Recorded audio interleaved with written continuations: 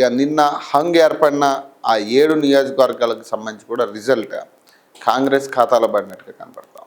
So పెద్ద ఎత్తున గొడవలు జరిగాయి. ఇరు పార్టీల మధ్య ఇక దాదాపు ఇక కొట్టుకోవడం, తన్నుకోవడం, ఇక రకరకాల విధ్వంసాలన్నీ సృష్టించిన తర్వాత లాటరీ పద్ధతిలో ఈ ఎన్నికని డిసైడ్ చేసినట్టుగా తెలుస్తూ ఉంది. ఇక కొంతమంది ఏడవడం, కొంతమంది రాళ్ళు ఇసేయడం, రకరకాల అంశాలు బీఆర్ఎస్ ముఖ్య నేతల మీద కూడా కేసులైన పరిస్థితి. సో ఈ హంగ్లో ఉన్న హస్తం హవా. మరో 7 మున్సిపాలిటీలు కాంగ్రెస్ ఖాతాలోకి. 92కు చేరిన అధికార పార్టీ చైర్మన్ల సంఖ్య. బీఆర్ఎస్కు దక్కిన ఇంద్రేశం మున్సిపాలిటీ అట. కేతనపల్లి, ఖానాపూర్ స్థానాల్లో మళ్ళీ వాయిదా పడిన ఎన్నికలట. ఇబ్రహీంపట్నం పాలకవర్గం ఎన్నికపై కోర్టు స్టే. కేతనపల్లి మున్సిపల్ ఎన్నికల్లో ఉద్రిక్తత. మంత్రి వివేక్ కాన్వాయ్పై బీఆర్ఎస్ దాడి. పార్కింగ్ కోను విసిరిన బాల్కా సుమన్ అట. జనగామ, తొర్రూరు ఎన్నికల్లో హై డ్రామా అట. సో మొత్తం ఎక్కడికక్కడ ఇదే ఘోరమైన సిచ్యువేషన్స్. మరి బీఆర్ఎస్ వాళ్ళు, అధికార పార్టీ ఇరు వర్గాలు కూడా ఈ దాడికి దిగిన పరిస్థితి. అసలు ఈ ఎన్నికే ఒక రౌడీల రాజ్యంలో తయారైంది. మొత్తం కూడా ప్రజలు అనుకుంటా ఉండొచ్చు, ఎందుకురా ఏమో ఓట్లేసి ఇట్లాంటి వాళ్ళని గెలిపించే ప్రయత్నం చేస్తున్నాం మనమని. అంత ఘోరమైన సిచ్యువేషన్ తీసుకొచ్చారు. కొట్టుకోవడం, తన్నుకోవడం, అది రాజకీయ నాయకుల కంటే ఘోరంగా తయారయ్యారు వీళ్ళు. రాజకీయ నాయకులు అనే పదం వాడే పరిస్థితి కూడా లేదు. రౌడీలు అనే వాడే పదాన్ని కరెక్ట్గా సెట్ అవుతారు వీళ్ళు. సో అదే పరిస్థితి కనపడతా ఉంది. మున్సిపల్ ఎన్నికల్లో హంగ్ ఏర్పడిన పురపాలికలోనూ అధికార పార్టీ హవా కొనసాగింది. చైర్మన్, వైస్ చైర్మన్ల ఎన్నిక వాయిదా పడ్డ 11 మున్సిపాలిటీల్లోనూ మంగళవారం 8 చోట్ల ఎన్నిక ప్రక్రియ పూర్తి కాగా వీటిలో 7 మున్సిపాలిటీలు కాంగ్రెస్కే దక్కాయట. వీటితో కలిపి 92 మున్సిపాలిటీలు అధికార పార్టీ ఖాతాలో చేరాయి. ఇక ప్రతిపక్ష బీఆర్ఎస్కు హంగ్ మున్సిపాలిటీలోనూ ఉమ్మడి మెదక్ జిల్లాలోనే ఇంద్రేశం దక్కడంతో మొత్తం సంఖ్య 18కి చేరింది. దీంతో ఎన్నికల ప్రక్రియ పూర్తయిన మున్సిపాలిటీల సంఖ్య 113కు చేరుతుంది. కాగా మరో 2 మున్సిపాలిటీల్లో చైర్మన్, వైస్ చైర్మన్ ఎన్నిక మరోసారి వాయిదా పడింది. ఉమ్మడి రంగారెడ్డి జిల్లా ఇబ్రహీంపట్నం ఎన్నికపై కోర్టు స్టే విధించింది. హంగ్ ఏర్పడిన ఇల్లందు, సుల్తానాబాద్, ఇంద్రేశం, కాగజ్ నగర్, జహీరాబాద్, డోర్నకల్, జనగామ, తొర్రూరు మున్సిపాలిటీల్లో చైర్మన్, వైస్ చైర్మన్ ఎన్నిక పూర్తయిందని రాష్ట్ర ఎన్నికల సంఘం కార్యదర్శి లింగ్యా నాయక్ మంగళవారం ఒక ప్రకటనలో తెలిపారు. కోరం లేకపోవడం, సభ్యుల మధ్య విభేదాలు, ఇతర కారణాల వల్ల కేతనపల్లి, ఖానాపూర్, ఇబ్రహీంపట్నం మున్సిపాలిటీలో ఎన్నిక వాయిదా పడిందని పేర్కొన్నారు. వాయిదాకు కారణాలు వివరిస్తూ ఎస్సీసీకి సంబంధిత జిల్లా కలెక్టర్ సమాచారం పంపుతున్నారన్నారు. వాటి ఆధారంగా తిరిగి ఎన్నికకు తేదీలను నిర్ణయిస్తూ ఎస్సీసీ మరోసారి షెడ్యూల్ ప్రకటిస్తుందని తెలిపారు. ఇక మున్సిపల్ ఎన్నికల ప్రక్రియ మంగళవారంతో పూర్తయినందున రాష్ట్రంలో ఆయా ప్రాంతాల్లో విధించిన ఎన్నికల కోడ్ ముగిసిందన్నారు. So Kagaznagar Congress BJP పొత్తట. సో ఇది ఊహించని పరిణామం అనుకోవచ్చు. కాంగ్రెస్ బీజేపీ పార్టీ పొత్తు పెట్టుకోవడం అనేది ఎవరు ఊహించని పరిణామం. ఇది కొమరం భీం జిల్లా కాగజ్ నగర్ మున్సిపాలిటీని బీజేపీ పొత్తుతో కాంగ్రెస్ దక్కించుకుందట. ఇక్కడ బీజేపీ 2గా చీలిపోయి 3 కాంగ్రెస్కు, 2 సభ్యులు బీఆర్ఎస్కు మద్దతు పలికారు. దీంతో కాంగ్రెస్కు చెందిన షహీన్ సుల్తానా చైర్మన్గా ఎన్నికయ్యారు. అయితే వైస్ చైర్మన్గా ఎన్నికలో మరో బీజేపీ కౌన్సిలర్ బీఆర్ఎస్కు ఓటు వేయడంతో ఇద్దరికి సమానంగా ఓట్లు వచ్చాయి. అధికారులు డ్రా తీయగా బీఆర్ఎస్ బలపరిచిన బీజేపీ కౌన్సిలర్ కొత్తపల్లి అనితను వైస్ చైర్మన్గా పదవి వరించింది. ఇక చైర్మన్ పదవికి నెలకొన్న పోటీ కారణంగా వాయిదా పడిన సుల్తానాబాద్ మున్సిపాలిటీని కాంగ్రెస్ కైవసం చేసుకుంది. చైర్మన్గా బిరుదు రాధాకృష్ణ, వైస్ చైర్మన్గా అంతటి పుష్పలత ఎన్నికయ్యారట. దాదాపు ఎన్నిక 113 స్థానాల్లో ఫలితాలు ఇప్పటి వరకు బయటకు వచ్చాయి. ఈ ఎర్రవల్లి దయాకర్ పాప నిన్న భావోద్వేగానికి గురయ్యారు ఈ ఎన్నిక విషయంలో. దాదాపు అక్కడ కూడా తొర్రూరు విషయంలో కూడా చాలా గొడవలు జరిగాయి ఇరు పక్షాలకి. అటు కాంగ్రెస్ వర్గానికి, ఇటు బీఆర్ఎస్ వర్గానికి పెద్ద ఎత్తున గొడవలు. దాదాపు 2 రోజుల పాటు ఈ గొడవలు కొనసాగి భారీ బందోబస్తు పెట్టి దాదాపు వందలాది మంది పోలీసులను పెట్టి అక్కడ ఎన్నికను జరిపించిన పరిస్థితి. అక్కడ లాటరీ ద్వారా ఎన్నుకున్న పరిస్థితి అభ్యర్థిని. ఫైనల్లీ అది కూడా కాంగ్రెస్ ఖాతాలో పడింది. సో రాజకీయాల్లో ఉండాలా వద్దా? తొర్రూరు ఎన్నిక రాజ్యాంగ విరుద్ధమట. తానాలో కంటతడి పెట్టిన ఎర్రబల్లి దయాకర్ అట. రాజకీయాల్లో ఉండాలా వద్దా? మాజీ మంత్రి ఎర్రబల్లి దయాకర్ రావు కంటతడట. తొర్రూరు మున్సిపాలిటీ చైర్మన్ పదవి కాంగ్రెస్కు దక్కడంతో బీఆర్ఎస్ నేత మాజీ మంత్రి ఎర్రబల్లి దయాకర్ రావు కంటతడి పెట్టారు. ఈ ఎన్నిక నేపథ్యంలో శాంతి భద్రతలను చైర్మన్ వైస్ చైర్మన్ దృష్ట్యా ఎర్రబల్లి దయాకర్ని పోలీసులు అరెస్ట్ చేసి నరసింహులపేట ఠాణాకు తరలించారు. వైస్ చైర్మన్ ఎన్నిక పూర్తయిన అనంతరం విడుదల చేసే క్రమంలో పోలీస్ స్టేషన్ గేట్ లోపల నుంచి దయాకర్ విలేకరులతో మాట్లాడారు. రాష్ట్రంలో కాంగ్రెస్ ప్రభుత్వం దుర్మార్గపు రాజకీయాలు చేస్తుందని, ఇలాంటి రాజకీయాల్లో ఉండాలా తప్పుకోవాలా అని వాపోయారు.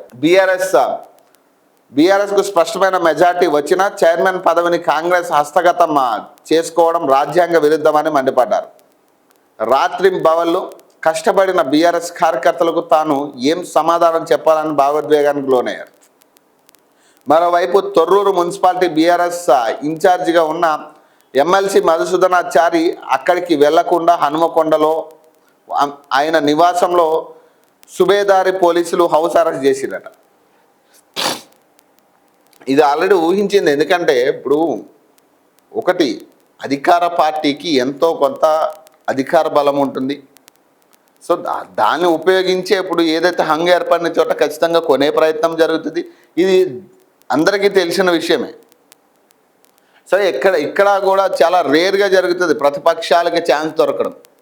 చాలా రేరుగా హంగు ఏర్పడిన చోట ఖచ్చితంగా 100% కూడా అధికార పార్టీ చేజిక్కించుకునే ఛాన్సెస్ ఎక్కువ ఉంటాయి.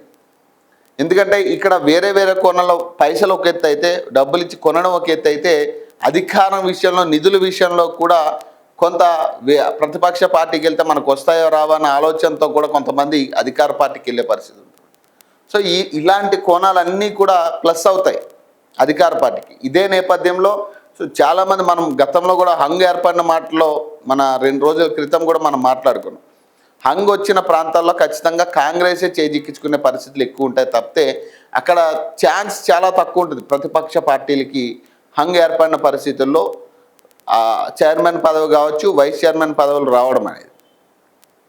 ఎక్కడంటే హంగు ఏర్పడిన చోట కీలకంగా వ్యవహరించిన బీఆర్ఎస్ పార్టీకి వచ్చే ఛాన్స్ ఉంటుందేమో. కానీ సో ఇప్పుడు బీజేపీ కాంగ్రెస్ పార్టీ పొత్తే కనపడతా ఉంది తప్పితే బీఆర్ఎస్ పార్టీతో కాంగ్రెస్ పార్టీ పొత్తు పెట్టుకున్న దాఖలాలు కనపడట్లేదు. ఎందుకంటే బీజేపీ కూడా ఇక్కడ చాలా కీలకంగా వ్యవహరించిన పరిస్థితులు, చాలా హంగు ఏర్పడిన చోట. కొత్తగూడెంలో మా అభ్యర్థికి సీఏ తుపాకీ గురిపెట్టారట. నామినేషన్ ఉపసంహరించుకోవాలని బెదిరించారట. ఎర్ర చొక్కా వేసుకుంటే పోలీసులు అడ్డుకుంటున్నారు. ఇది ప్రజాస్వామ్యమా, పోలీసుల రాజ్యమా? కూనంనేని సాంబశివరావు అంటున్నారు. కొత్తగూడెం నగర పాలక సంస్థ ఎన్నికల్లో నామినేషన్ ఉపసంహరించుకోవాలని తమ పార్టీ అభ్యర్థిని ఓ సీఐ బెదిరించారని సిపిఐ రాష్ట్ర కార్యదర్శి కూనంనేని సాంబశివరావు ఆరోపించారు. తమ అభ్యర్థికి సీఐ తుపాకీ చూపి మరీ బెదిరించారని, ప్రజాస్వామ్యంలో ఇది మంచి పద్ధతి కాదని అన్నారు. మగ్దుమ్ భవన్లో ఆయన మీడియాతో మాట్లాడారు. కొత్తగూడెంలో సిపిఐ అభ్యర్థిని ఒక సిఐ తుపాకీతో బెదిరించడం గమనార్హమన్నారు. ఎర్ర చొక్కా వేసుకుంటే పోలీసులు అడ్డుకుంటున్నారని, ఇదేమన్నా పోలీసుల రాజ్యమా అని నిలదీశారు. కొత్తగూడెంలో పోలీసులు అరాచకంగా వ్యవహరించారన్నారు. ఎర్ర చొక్కా వేసుకుంటే విప్పించారని, కేతనపల్లిలో ఎర్ర చొక్కా వేసుకున్న ఓటర్ను పోలింగ్ కేంద్రంలోకి అనుమతించలేదని ఆగ్రహం వ్యక్తం చేశారు. ప్రభుత్వానికి మద్దతు ఇచ్చినప్పటికీ ప్రజా వ్యతిరేక చర్యలకు పాల్పడితే మాత్రం సహించే ప్రసక్తే లేదన్నారు. కాంగ్రెస్ సిపిఐ మిత్రపక్షం అని చెప్పుకుంటున్నా ఎన్నికలు వస్తే పొత్తులు కుదరడం లేదని అన్నారు. భవిష్యత్తులో జరిగే ఎన్నికల్లోనైనా తప్పిదాలు జరగకుండా చూసుకోవాలని కాంగ్రెస్కు సూచించారు. కొత్తగా ఏర్పడిన కొత్తగూడెం మున్సిపాలిటీ కార్పొరేషన్కు తొలి మేయర్గా సిపిఐ కార్పొరేటర్ ఎన్నిక అవ్వడం పట్ల ప్రజలు హర్షం వ్యక్తం చేస్తున్నారు. యువకుడు ఆటో డ్రైవర్ అయిన గణేష్ను మేయర్ చేశామని కూనంనేని చెప్పారు. గతంలో సిపిఐ 20 స్థానాలు ఉంటే ఈ ఎన్నికలో 41 సీట్లు గెలుచుకున్నామని కూనంనేని చెప్పారు. పంచాయతీ ఎన్నికల్లో గతంలో 75 స్థానాలు ఉంటే మొన్నటి ఎన్నికల్లో 101 స్థానాలు గెలిచామని వివరించారు. హైదరాబాద్, వరంగల్, ఖమ్మం కార్పొరేషన్ ఎన్నికలను ప్రతిష్టాత్మకంగా తీసుకుంటామని తెలిపారు. సిపిఐకి సంపూర్ణ మద్దతు ఇస్తున్నట్లు బీఆర్ఎస్ ప్రకటించినప్పటికీ జాతీయ స్థాయిలో కాంగ్రెస్తో కలిసి ఉన్నందున ఆ పార్టీ మద్దతు తీసుకోలేకపోయామన్నారు. ఎంపీటీసీ, జెడ్పీటీసీ ఎన్నికల్లోనూ తమకు బలం ఉన్న చోట్ల సీట్లు అడుగుతున్నామని, ఇవ్వకుంటే ఒంటరిగా పోటీ చేస్తామని స్పష్టం చేశారు. సర్పంచ్, మున్సిపల్ ఎన్నికల్లో సిపిఐ ఒంటరిగానే పోటీ చేసిందని గుర్తు చేశారు. సిపిఐ జాతీయ కార్యదర్శి పల్లా వెంకటరెడ్డి మాట్లాడుతూ గతంలో బీఆర్ఎస్ అప్రజాస్వామికంగా వ్యవహరించిందని అందుకు విమర్శించారని, ప్రస్తుతం కాంగ్రెస్ కూడా అదే పద్ధతి వెళ్లకుండా ప్రజాస్వామ్యయుతంగా ముందుకు సాగాలని సూచించారట. పాపం వీళ్ళిద్దరికి పొత్తు సరిగ్గా కుదిరే పరిస్థితి లేదు. కాంగ్రెస్కి సిపిఐకి కానీ పాపం వీళ్ళకి పొత్తు సరిగ్గా కుదిరే పరిస్థితి లేదు. ఇప్పుడు ఎట్లా ఉందంటే ఒక పక్క పొత్తు అని చెప్తా ఉన్నారు, ఒక పక్క వీళ్ళకి వ్యతిరేకంగానే అధికార పార్టీ బిహేవ్ చేస్తుంది తప్పితే ఇప్పుడు వీళ్ళ పొత్తులో ఉన్నామనే కనీసం ఆ ఆలోచన కూడా మిస్ అవుతా ఉంది. ఇప్పుడు వాళ్ళు చాలా సాఫ్ట్గా హెచ్చరిస్తూ ఉన్నారు, ఒకవేళ కనుక మేము అడిగిన చోట్ల సీట్లు ఇవ్వకపోతే మేము ఇండిపెండెంట్గా అయినా నిలబడతామనే కాడికి వాళ్ళు మాట్లాడుతూ ఉన్నారు. లైఫ్ సైన్సెస్లో 2030 నాటికి 5 లక్షల మందికి ఉద్యోగాలట. 2030 నాటికి ఇది భవిష్యత్తు ల్యాబొరేటరీగా హైదరాబాద్ అట. శ్రీధర్ బాబు 7 రకాల క్యాన్సర్లను గుర్తించే కిట్ ఆవిష్కరణట. డేటా సెంటర్లకు ఏ రాయితీలు ఇస్తున్నారు, పక్క రాష్ట్రాల్లో అధ్యయనం చేయండి, ఉదారంగా భూపరిహారం ఇవ్వండి, కంపెనీల కోసం వేగంగా భూసేకరణట, మౌలిక సదుపాయాలు కల్పించడం ముఖ్యమట. అధికారులతో ముఖ్యమంత్రి రేవంత్ రెడ్డి అట. ఆవిష్కరణల కేంద్రం అట. జీవ విజ్ఞానం, ఔషధాలు, వైద్యంలో ప్రపంచ అగ్రగామిగా తెలంగాణ అట. ప్రజారోగ్యానికి ఉపయోగపడేలా ఆవిష్కరణట. బయో ఆసియా 2026 సదస్సులో సీఎం రేవంత్ రెడ్డి అట. ప్రొఫెసర్ బ్రూస్కు జినోవ్ వ్యాలీ అవార్డు ప్రదానమట. హైదరాబాద్లో ఓపెలా హెల్త్ కేర్ జీసీసీ ఏర్పాటుకు నిర్ణయం అట. ట్రైడెన్స్ హైదరాబాద్ డీసీసీ విస్తరణకు అంగీకారం అట. జినోమ్ వ్యాలీలో వాక్సిడో పశువుల వ్యాక్సిన్లు తయారట. 12 ఎకరాల్లో అరెక్స్ ప్రొపెలెంట్ ల్యాబ్ ఏర్పాటంట. ముఖ్యమంత్రి సమక్షంలో కుదిరిన ఒప్పందాలట. ఇప్పటిదాకా ఔషధాలు, వ్యాక్సిన్లు తయారీ కేంద్రంగా ఉన్న హైదరాబాద్ ఒక కొత్త ఔషధాల వినూత్న ఆవిష్కరణ కేంద్రంగా రూపుదిద్దుకుంటుంది. ముఖ్యమంత్రి రేవంత్ రెడ్డి అన్నారు, ఔషధ పరిశోధనలకు, ఆధారిత వైద్య సేవలకు హైదరాబాద్ చిరునామాగా మారబోతుందన్నారు. హైదరాబాద్ను ప్రపంచ లైఫ్ సైన్సెస్ రాజధానిగా తీర్చిదిద్దామని ప్రకటించారు. ఇప్పటికే life sciences, pharma, health care రంగంలో తెలంగాణ ప్రపంచ అగ్రగామిగా నిలిచిందన్నారు. అంతర్జాతీయ భాగస్వాములు అలాగే విదేశీ పెట్టుబడులు సంయుక్త ఆవిష్కరణలతో దూసుకుపోతుందని చెప్పారు. తెలంగాణ ప్రభుత్వం ప్రతిష్టాత్మకంగా నిర్వహిస్తున్న బయో ఆసియా 2026 సదస్సును మంగళవారం ముఖ్యమంత్రి ప్రారంభించారు. హైదరాబాద్లోని 3 కార్పొరేషన్లో ప్రత్యక్ష పరిశీలనకు వస్తా. కమిషనర్లు ఉదయం 6 గంటలకే క్షేత్రస్థాయిలో ఉండాలట. సమీక్షలో రేవంత్ రెడ్డి 2 ఏళ్ల పాలనపై సమీక్షట.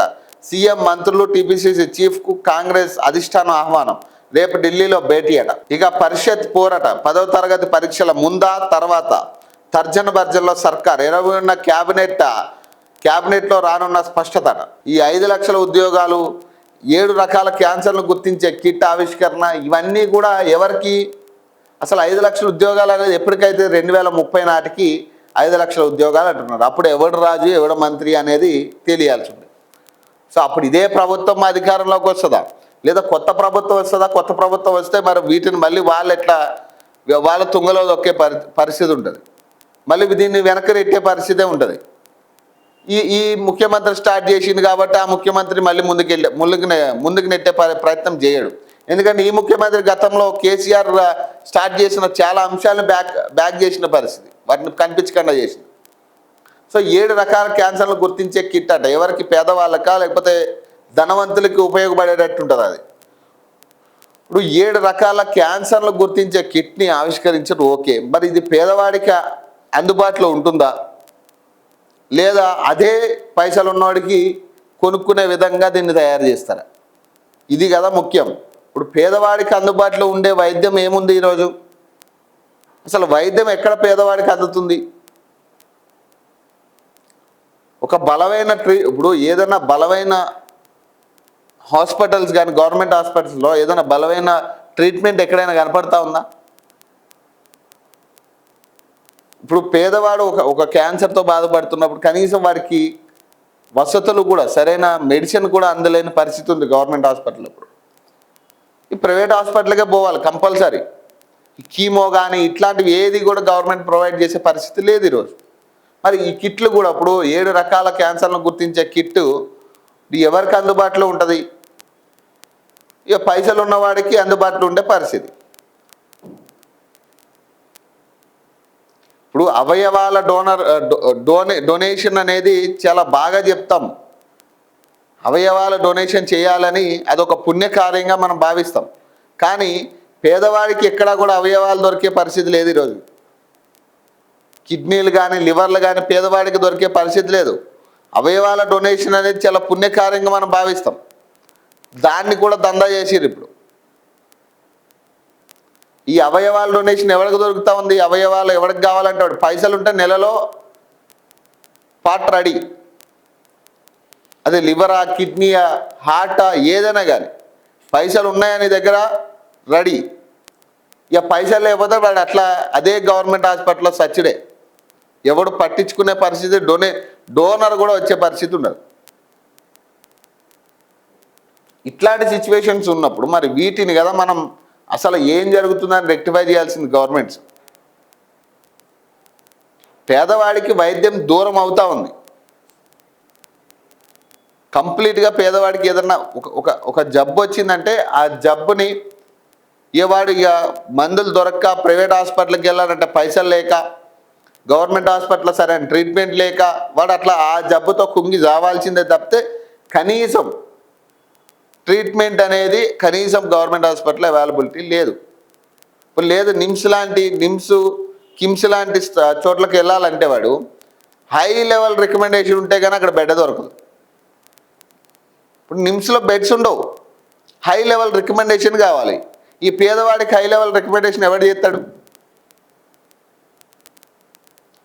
స్ట్రెచ్చర్ల మీద ట్రీట్మెంట్లు చేసిన దాఖలాలు ఉన్నాయి నిమ్స్లో. మరి వీటన్నిటిని మనం మెరుగుపరచాలి కదా. కొత్త డేటా సెంటర్లు ఇచ్చామని చక్కలు గుర్తుకున్నాడు కాదు. ఈ డేటా సెంటర్ల వల్ల పేదలకు ఎంతమందికి ట్రీట్మెంట్ అందించగలుగుతున్నాం, మనం పేదలకు ఎంతమందికి వైద్యం అందుబాటులోకి తీసుకురాగలుగుతున్నాం, మెరుగైన వైద్యం చేయగలుగుతున్నాం.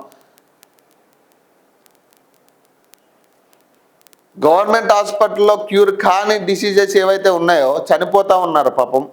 సరైన వైద్యం దొరక్క, ఖర్చు పెట్టుకోలేక, పైసలు లేని పరిస్థితుల్లో ఎక్కడైతే మెరుగైన వైద్యం దొరక్క చనిపోతూ ఉన్నారో అట్లాంటి పేదవాళ్ళకి ఏమైనా మనం మేలు చేసే పరిస్థితి ఉంటుందా? వాడు ప్రైవేట్ హాస్పిటల్కి వెళ్తే తల దాకట్టైనా పెట్టైనా కానీ వాడు పైసలు ఇవ్వాల్సిందే.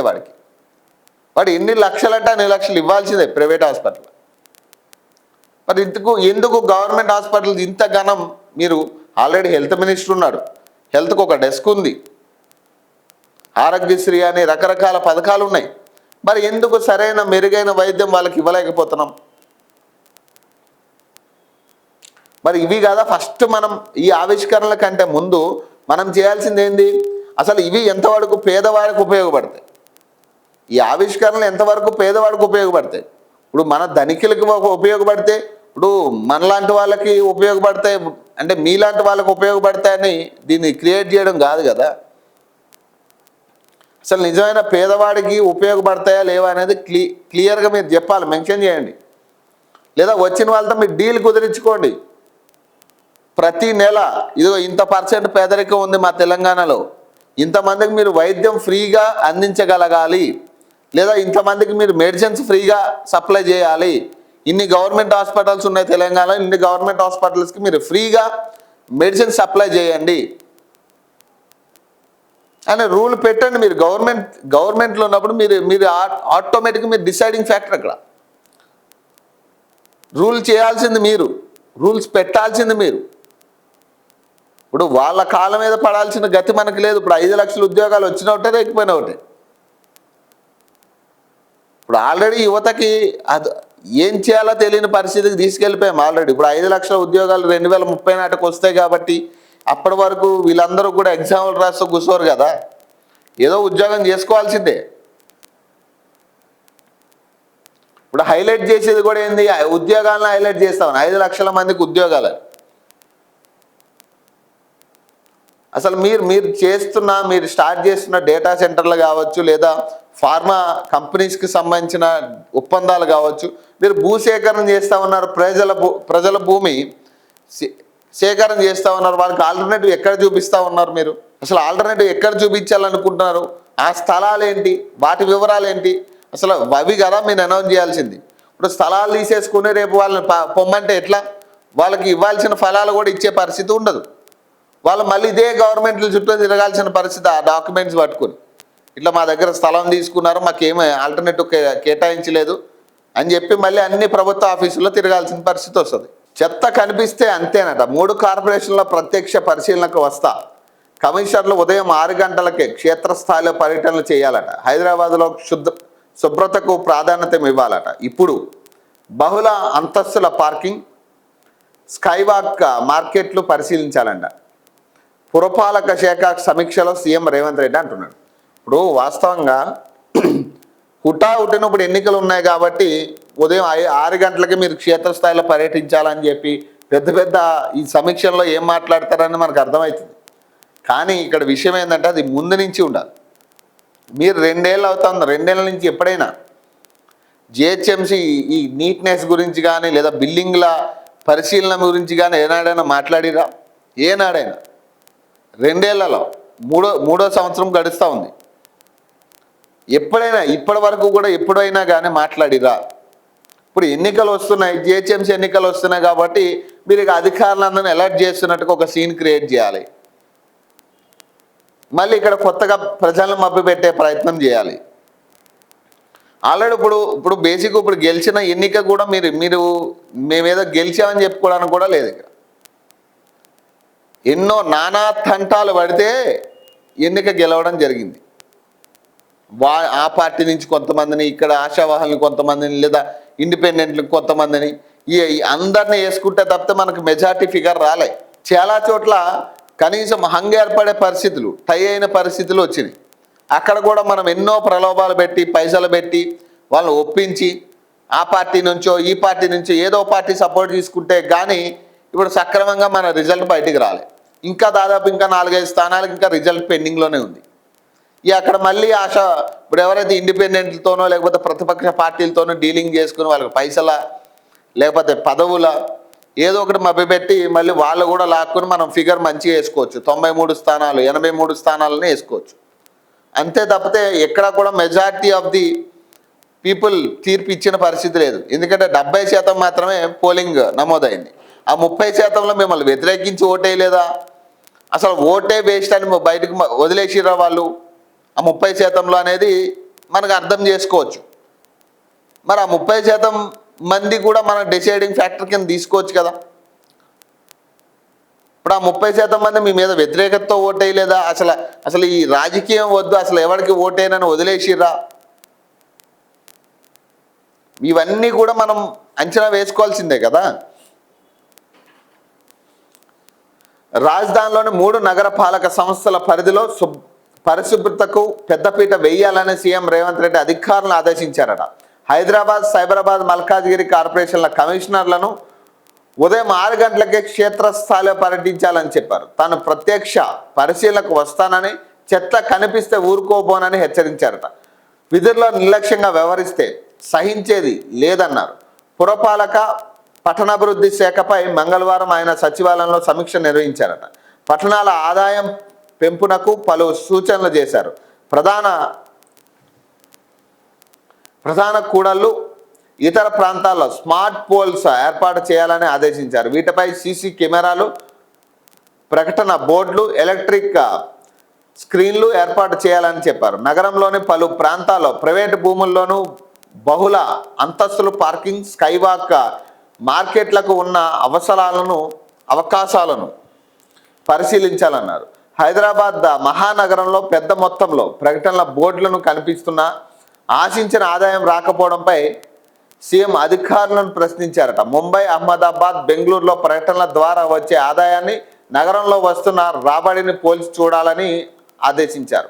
ప్రభుత్వ ఆదాయానికి గండి కొట్టేలా వ్యవహరిస్తున్న ప్రకటనదారులపై కఠిన చర్యలు తీసుకోవాలని సూచించారు. ప్రభుత్వ కార్యక్రమాలు, సంక్షేమ కార్యక్రమాలు ప్రకటనలకు 10% బోర్డులు కేటాయించాలని స్పష్టం చేశారు.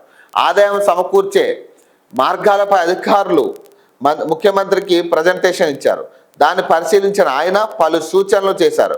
3 నగరపాలక సంస్థలతో పాటు రాష్ట్రంలో అన్ని పట్టణాలు, నగరాల్లో వీధి దీపాల నిర్వహణకు యూనికోడ్ పద్ధతిని అనుసరించాలని ఆదేశించారు. 3 నగరపాలక సంస్థల పరిధిలో పార్కుల వివరాలు సేకరించాలి, వాటి అభివృద్ధిపై ప్రత్యేక దృష్టి సారించాలని చెప్తున్నారు. అది సో 23న క్యాబినెట్ ముందుకట. హైదరాబాద్లో ప్రకటనల ద్వారా ఆదాయాన్ని పెంచుకునేందుకు ఉన్న అవకాశాలపై పురపాలక శాఖ అధికారులు ప్రతిపాదనలు సిద్ధం చేశారు. వీటిపై మంగళవారం జరిగిన సమావేశంలో సీఎం చర్చించారు. ఈ ప్రతిపాదనలకు ఈ నెల 23న జరిగే క్యాబినెట్ సమావేశంలో చర్చించి తుది నిర్ణయం తీసుకునే అవకాశం ఉన్నట్లు తెలిసింది. క్యాబినెట్ ఆమోదం పొందితే హోర్డింగులు, వ్యాపార ప్రకటనలపై పురపాలక శాఖ నూతన మార్గదర్శకాలను జారీ చేసే అవకాశం ఉన్నట్టు సమాచారం అట. ఇక దాదాపు 3 ఏళ్లకి ఈయనకి కనువిప్పు కలిగింది. ఇప్పుడు తెలంగాణలో జిహెచ్ఎంసీ విషయంలో ప్రధానంగా 3 ఏళ్లకి ఇదే హైదరాబాద్లో తిరుగుతున్న వ్యక్తి అయినా 3 ఏళ్లకి ఆయనకు ఇప్పుడు కనువిప్పు కలిగింది. సిటీ నీట్గా లేదు, క్లీన్గా లేదు, హోర్డింగులు లేవు. ఇవన్నీ కూడా ఇప్పుడు అర్థమైంది వీళ్ళకి. జిహెచ్ఎంసీ ఎన్నికలు వస్తున్నాయి కాబట్టి ఇప్పుడు వీటన్నిటి మీద ఫోకస్ చేస్తున్నట్టు ఒక డ్రామా క్రియేట్ చేస్తారు. ఇది జరగదు, ఉత్తిత్తే ఇదంతా కూడా జరిగే పరిస్థితి ఉండదు. కేవలం ఇదేంటంటే ఓ మీటింగులు పెట్టుకుని వీళ్ళు ఏదో డ్రామా క్రియేట్ చేయడానికి, ప్రజలకు కూడా అయ్యి బాబు వీళ్ళు ఏదో చేస్తున్నారని కొంతకాలం హడావడి చేస్తారు ఎన్నికలు అయ్యే వరకు. ఈ తర్వాత కథం ఇక మళ్ళీ యథాచ్ఛగా అవే చెత్త అక్కడే ఉంటుంది, కనీసం క్లీన్ చేసేటోడు ఉండడు, అదే పంచాయతీలు ఉంటాయి, మళ్ళీ అదే రిపీట్. ఎలక్షన్ల వరకు మాత్రం వీళ్ళు చాలా క్లీన్గా పెట్టే ప్రయత్నం, హోర్డింగులు ఎక్కడ ఉన్నా కూడా మళ్ళీ ఇప్పుడు హోర్డింగులు వాళ్ళని పట్టుకోవాలి వీళ్ళు. పాపం ఇష్టాచారం హోర్డింగులు పెడుతున్నారని, ప్రభుత్వానికి ఆదాయం రావట్లేదు హోర్డింగుల ద్వారా అని ఇప్పుడు అర్థమైందా ఈయనకి. మరి ఇంత హడావుడిగా ఇప్పుడు చేస్తూ ఉన్నారు కదా, మరి ఇదే ముందు జాగ్రత్త ఎందుకు తీసుకోవట్లే మీరు? ఇప్పుడు 2 ఏళ్ళుగా ఇదే పరిస్థితి కదా హైదరాబాద్లో కనపడతా ఉంది, ఇదే సిచ్యువేషన్ కదా హైదరాబాద్లో ఉన్నది. మరి ఎందుకు 2 ఏళ్ల నుంచి ఎందుకు దీని మీద ప్రత్యేక దృష్టి పెట్టలే? అంటే ఏదైనా ఎలక్షన్స్ వచ్చి ఎక్కడైనా ముఖ్యంగా ఇక్కడ చేయాలంటే తప్పితే చేయరా మీరు? ముఖ్యంగా ఇక్కడ చేయాల్సి వస్తుంది అంటేనే తప్పితే అక్కడ ఫోకస్ చేసే పరిస్థితి లేదా? ఇప్పుడు ఈ హోర్డింగులు లేకపోతే ఈ చెత్త, ఈ నీట్నెస్, అధికారులకి క్లాస్ పీకడం ఇవన్నీ ఎందుకు వస్తూ ఉన్నాయి? ఇప్పుడు ఎన్నికలు ఉన్నాయి కాబట్టి. ఎన్నికల వరకు వీళ్ళు చూడండి, ఎన్నికల వరకు వీళ్ళు చాలా క్లీన్గా పెడతారు, ఇవన్నీ కరెక్ట్ టైంకి అమలు అవుతాయి. ఇక మళ్ళీ ఎన్నికల తర్వాత ఖతం. ఇక ఎక్కడ ఎన్నికలు వస్తున్నాయో అక్కడ మాత్రం వీళ్ళు చాలా ఫోకస్ పెట్టి ముందు నుంచే జాగ్రత్తలు తీసుకుంటా ఉన్నారు. ఇప్పుడు మళ్ళీ ప్రజల్లోకి వెళ్ళాలి కదా వీళ్ళు, ప్రజల్లోకి వెళ్తే ఇవన్నీ చెప్తారు కాబట్టి ముందే జాగ్రత్త పడాలనే అనుభవం వచ్చింది. ఇప్పుడు వరకు జరిగిన ఎన్నికల్లో పాపం ప్రజల్లోకి వెళ్తుంటే ప్రజలు ఇవన్నీ మాట్లాడుతూ క్వశ్చన్ చేసి అవసరమైతే తిడుతున్నారు వెళ్ళిన మంత్రుల్ని. కాబట్టి ముందుగానే జాగ్రత్తలు తీసుకుని వెళ్ళిపోతే అయ్యి బాబు ఇవన్నీ పనులు అయిపోయినాయి కదా, అయ్యి అవి చేసినాం కదా, ఇవి చేసినాం కదా అని చెప్పుకోనికి ఉంటుందని వీళ్ళ ఆలోచన. మేయర్లు, చైర్మన్లకు ఒక్కరోజు శిక్షణట. రాష్ట్రంలో నూతనంగా ఎన్నికైన మేయర్లు, డిప్యూటీ మేయర్లు, చైర్మన్లు, వైస్ చైర్మన్లకు ఒకరోజు శిక్షణ కార్యక్రమం ఏర్పాటు చేయాలని సీఎం రేవంత్ రెడ్డి అధికారులను ఆదేశించారట. నగరాలు పట్టణాభివృద్ధికి తీసుకోవాల్సిన చర్యలు, ఇతర అంశాలను వివరించాలని సూచించారు. తన సమావేశానికి హాజరై వారితో మాట్లాడతానని తెలిపారు. ఈ సమీక్షలో జిహెచ్ఎంసీ, సైబరాబాద్, మల్కాజిగిరి కమిషనర్లు, పురపాలక శాఖ ఉన్నతాధికారులు పాల్గొన్నారట. ఓఆర్ఆర్ లోపల ఇల్లట. జాగా ఉన్న పేదలకు ఇందిరమ్మ ఇల్లు కట్టిస్తామట. 28,000 మందికి ఈ నెలాఖరున ఇళ్ల పత్రాలు అందజేస్తామట. డబల్ ఇల్లు పూర్తికి చర్యలట. మార్చి నాటికి లబ్ధిదారుల ఎంపిక. RRR, ORR మధ్య చౌక ఇల్లు పొంగులేటి. మంత్రులతో కలిసి సమీక్షట. ఓఆర్ఆర్ లోపల హైదరాబాద్, రంగారెడ్డి, సంగారెడ్డి, మేడ్చల్ జిల్లాల పరిధిలో ఇందిరమ్మ ఇండ్ల నిర్మాణానికి శ్రీకారం చుడుతున్నామని గృహ నిర్మాణ శాఖ మంత్రి పొంగులేటి శ్రీనివాసరెడ్డి తెలిపారు. కోర్ అర్బన్ పరిధిలో గృహ నిర్మాణ విధానంపై పొంగులేటి మంత్రులు శ్రీధర్ బాబు, పొన్నం ప్రభాకర్, అసాదుద్దీన్తో కలిసి మంగళవారం సచివాలయంలో మంత్రి సమీక్ష నిర్వహించారు. కోర్ పరిధిలో మార్చి నాటికి ఇందిరమ్మ లబ్ధిదారుల ఎంపిక పూర్తి చేస్తామని ప్రకటించారు. మురికివాడల్లో ఇందిరమ్మ ఆదర్శ కాలనీలట. ఇందిరమ్మ ఇళ్ల నిర్మాణానికి స్థలాల సేకరణ అసంపూర్తిగా ఉన్న డబుల్ బెడ్రూమ్ ఇళ్ల కేటాయింపుపై అధికారుల నుంచి వివరాలు సేకరించారట. పట్టణంలో మురికివాడలో జీవనం సాగించే పేదలు అక్కడే నివాసం ఉండేందుకు ఇష్టపడతారని, హైదరాబాద్ నగరానికి దూరంగా ఇల్లు కట్టించి ఇచ్చిన జీవనోపాధి కోల్పోతామనే భయంతో మరెందుకు ఇష్టపడరని అధికారులు తెలిపారట. గతంలో హైదరాబాద్కు దూరంగా 42,000 ఇండ్లు నిర్మిస్తే సగం కూడా లబ్ధిదారులు తీసుకోలేదని ప్రస్తావించారు. చాలా చోట్ల బోగస్ లబ్ధిదారులు ఉన్నారని వివరించారట.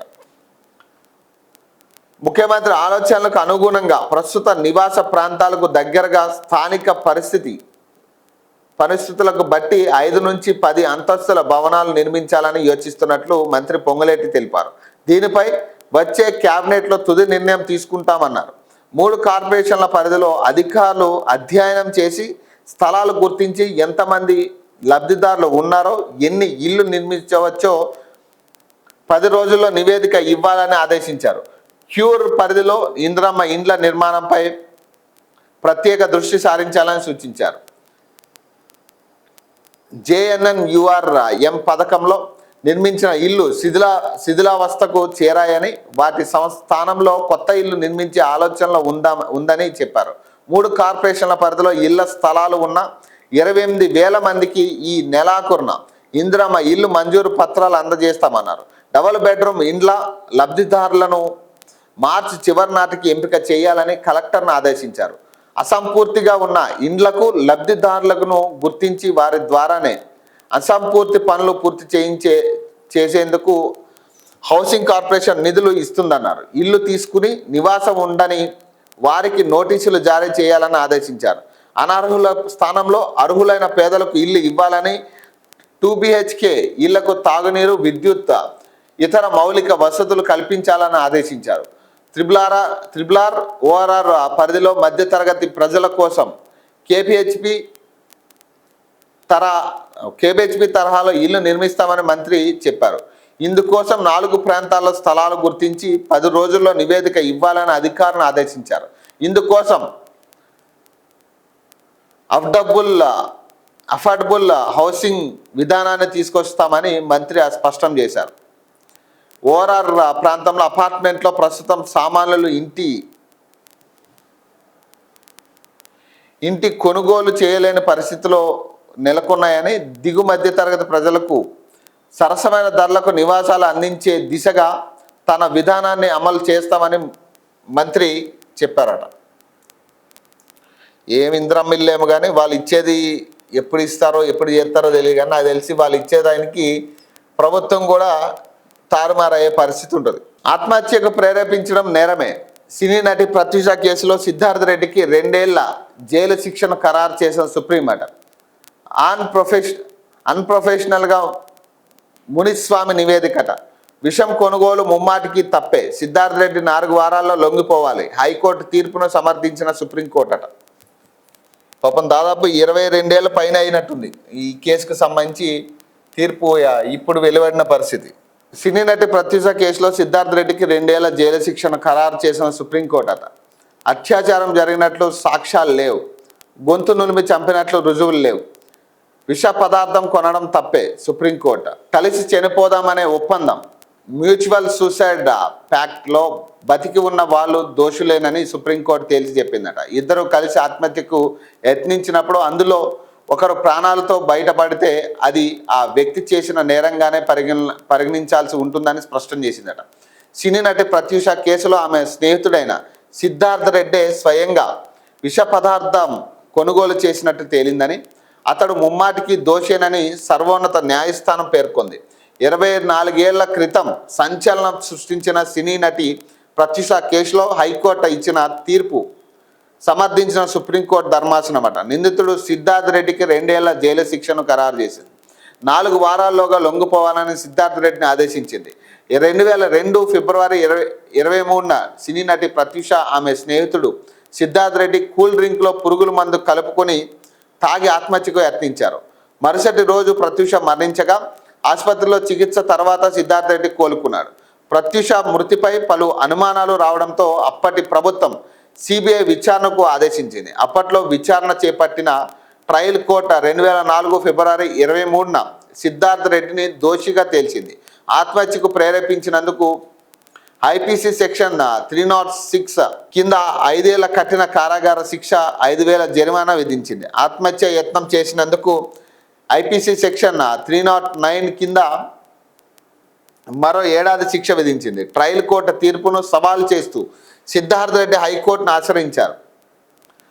అదే క్రమంలో తన కుమార్తె మృతికి సిద్ధార్థ్ రెడ్డే కారణమని, అతడికి కఠిన శిక్ష విధించాలని ప్రత్యూష తల్లి సరోజినీ దేవి కూడా హైకోర్టులో పిటిషన్ వేశారు.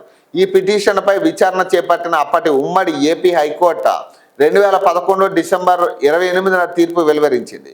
సిద్ధార్థ్ రెడ్డికి ట్రయల్ కోర్టు విధించిన 5 ఏళ్ల జైలు శిక్షను 2 ఏళ్లకు తగ్గించి జరిమానాను 50,000కు పెంచింది. ఈ తీర్పును సిద్ధార్థ్ రెడ్డి సుప్రీంకోర్టులో సవాల్ చేశారు. తనను నిర్దోషిగా ప్రకటించాలని అభ్యర్థించారు. మరోవైపు తన కుమార్తె మరణానికి సిద్ధార్థ్ రెడ్డే కారణమని, అతడికి యావజ్జీవ శిక్ష విధించాలని ప్రత్యూష తల్లి సరోజినీ దేవి కూడా అదే ఏడాది సుప్రీంకోర్టును ఆశ్రయించారు. ఆ 2 పిటిషన్లను విచారించిన సుప్రీంకోర్టు ధర్మాసనం గత ఏడాది నవంబర్లో తీర్పును రిజర్వ్ చేసింది. మంగళవారం జస్టిస్ రాజేష్ బిందల్, జస్టిస్ మహమ్మన్తో కూడిన ధర్మాసనం తీర్పు వెలువరిస్తూ సిద్ధార్థ్ రెడ్డికి 2 ఏళ్ల జైలు శిక్ష విధించడాన్ని సమర్థించిందట. పాపం దాదాపు 25 ఏళ్ళు అవుతోంది పాపం ఆమె చనిపోయి. అప్పట్లో చాలా సంచలనం సృష్టించింది ఈ కేసు కూడా. ఎందుకు జరిగింది అనే కారణాలు కూడా అప్పుడు చాలా అనుమానాలు వచ్చినప్పటికీ కూడా ఫైనల్గా ఒక సిద్ధార్థ్ రెడ్డి అనే వ్యక్తి మీద అనుమానంతో ఇక ఇద్దరు కలిసి ఆత్మహత్యా యత్నం చేస్తే ఆమె చనిపోయింది, ఆయన బతికి బయటపడ్డాడు. ఇప్పుడు సుప్రీంకోర్టు ఏమంటుంది, బతికి బయటపడ్డాడు కాబట్టి ప్రలోభ పెట్టి ఉండొచ్చు అని అతని మీద కేసు నమోదు చేసిన పరిస్థితి. సుప్రీంకోర్టు పేర్కొన్న అంశాలు ఇవి. ప్రత్యూషను గొంతు నులిమి చంపారన్న ఆరోపణలకు సరైన ఆధారాలు లేవు.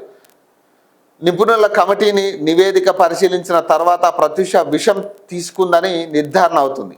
నిందితుడు సిద్ధార్థ్ రెడ్డి ప్రత్యూషపై అత్యాచారానికి పాల్పడ్డాడన్న ఆరోపణలు రుజువు కాలేదు. చాలా కాలం తర్వాత అత్యాచార ఆరోపణలు చేయడం సరికాదు. దానికి సరైన ఆధారాలు లేవు. డాక్టర్ మునిస్వామి సమర్పించిన పోస్ట్మార్టం నివేదిక అశాస్త్రీయంగా, బాధ్యత రహితంగా ఉంది. ఆయన తీరు అన్ప్రొఫెషనల్గా ఉంది. నివేదికను అధికారికంగా సమర్పించక ముందే అసంతృప్తి సమాచారాన్ని మునిస్వామి బహిర్గతం చేశారు. కేసు దారి మళ్ళడానికి ఇదే కారణం. హైదర్గూడలోని రేవతి ఏజెన్సీలో పనిచేస్తున్న సేల్స్మెన్ అనిల్ PW34 వద్ద నువఖ్రాన్ అనే విషయాన్ని నిందితుడు కొన్నాడు. హిమాయత్ నగర్లోని ఫుడ్ వరల్డ్లో ఉన్న ఆనందరావు PW35 వద్ద చాక్లెట్ కత్తి సేకరించాడు. ఈ కేసులో పరిస్థితుల ప్రభావం, సాక్ష్యాలు స్పష్టంగా నిందితుడికి వ్యతిరేకంగా ఉన్నాయి. కూల్ డ్రింక్లో ఏదో కలిపామని, అది ప్రమాదవశాత్తు జరిగిందన్న వాదనను తిరస్కరిస్తున్నామట. విషం కొన్నది సిద్ధార్థ్ రెడ్డి అని సాక్ష్యాలతో రుజువు అయింది. ఆత్మహత్యకు ప్రేరేపించడం నేరమే. ఇద్దరు పరస్పర అంగీకారంతో ఆత్మహత్య చేసుకోవాలని నిర్ణయించుకున్నప్పుడు అందులో ఒకరు చనిపోయి మరొకరు బతికితే చట్ట ప్రకారం బతికి ఉన్న వ్యక్తి ఆ మరణానికి బాధ్యుడవుతాడు. మునుస్వామి నివేదిక అన్ప్రొఫెషనల్ అట. డాక్టర్ మునుస్వామి విచారించకపోవడం వల్ల ఈ కేసులో స్పష్టత లోపించిందని ప్రత్యూష తల్లి తరపు న్యాయవాది ధర్మాసనం దృష్టికి తీసుకెళ్లారు. ప్రత్యూష గొంతు పిసికి చంపినట్లుగా ఆధారాలు ఉన్నాయని మునుస్వామి నివేదికలో ఉందని గుర్తు చేశారు. ఈ క్రమంలో ధర్మాసనం తీవ్రంగా స్పందించి డాక్టర్ మునుస్వామిని విచారించాల్సిన అవసరం లేదని కోర్టు భావిస్తుంది. ఎందుకంటే ఆయన ఇచ్చిన నివేదికను 3 సభ్యులు నిపుణుల కమిటీ, ఎయిమ్స్ కమిటీ పూర్తిగా తప్పుబట్టాయి. ఇది గొంతు పిసికి చంపిన కేసు కాదు, విష ప్రయోగం వల్ల జరిగిన మరణమని అవి స్పష్టం చేశాయి. డాక్టర్ మునుస్వామి అన్ప్రొఫెషనల్గా వ్యవహరించారని ధర్మాసనం పేర్కొంది. ప్రత్యూష మరణానికి విష ప్రయోగమే కారణమని, చేతులతో గొంతు నులిమి చంపినట్లు ఎటువంటి ఆధారాలు లేవని, ఆమె మరణానికి ముందు లైంగిక దాడి జరిగినట్లుగా ఆధారాలు లేవని డాక్టర్ ఎం నారాయణ రెడ్డి నేతృత్వంలోని కమిటీ నివేదిక ఇచ్చిన విషయాన్ని ధర్మాసనం గుర్తు చేసిందట. గొంతు పిసికి చంపడం ఆమె మరణానికి కారణం కాదు, ఆమెపై లైంగిక దాడి జరిగినట్టు ఆధారాలు దొరకలేదని, అత్యాచారం జరిగిందన్న సూచనలు లేనందున దర్యాప్తు కోసం ఆమె దుస్తులను సేకరించాల్సిన అవసరం పోలీసులకు రాలేదని సుప్రీంకోర్టు పేర్కొందట. మాకు న్యాయం జరగలేదు, నా కూతురి అత్యాచారం చేసి చంపేశారు, న్యాయం కోసం పోరాడతా ప్రత్యూష తల్లి అట. సుప్రీంకోర్టు తీర్పును ప్రత్యూష తల్లి సరోజిని స్వాగతించారు. అయితే తమకు పూర్తి స్థాయిలో న్యాయం జరగలేదని, దోషికి యావజ్జీవ శిక్ష పడుతుందని ఆశించానని, ఆ దిశగా ఉత్తర్వులు రాలేదని అసంతృప్తి వ్యక్తం చేశారు. డాక్టర్ మునుస్వామి ఇచ్చిన రిపోర్ట్ను పోలీసులు న్యాయస్థానం పరిగణలోకి తీసుకొని ఉంటే ఖచ్చితంగా దోషులకు కఠిన శిక్ష పడి ఉండేదని అభిప్రాయపడ్డారు. నా కూతురు ఆత్మహత్య చేసుకోలేదు, అత్యాచారం చేసి చంపేశారు, దోషికి యావజ్జీవ శిక్ష పడి ఉంటే మా అమ్మాయి ఆత్మకు శాంతి కలిగేదని, 24 ఏళ్లుగా నాది ఒంటరి పోరాటం. మెడికో లీగల్ కేసు కింద ప్రత్యూష ఆసుపత్రిలో చేరినప్పుడు ఆమె ధరించిన దుస్తులు భద్రపరచాల్సిన ఉండగా తగలబెట్టామని చెప్పారు. డబ్బు, అధికారం, పరపతిని ఉపయోగించి సాక్ష్యాలను నాశనం చేశారు.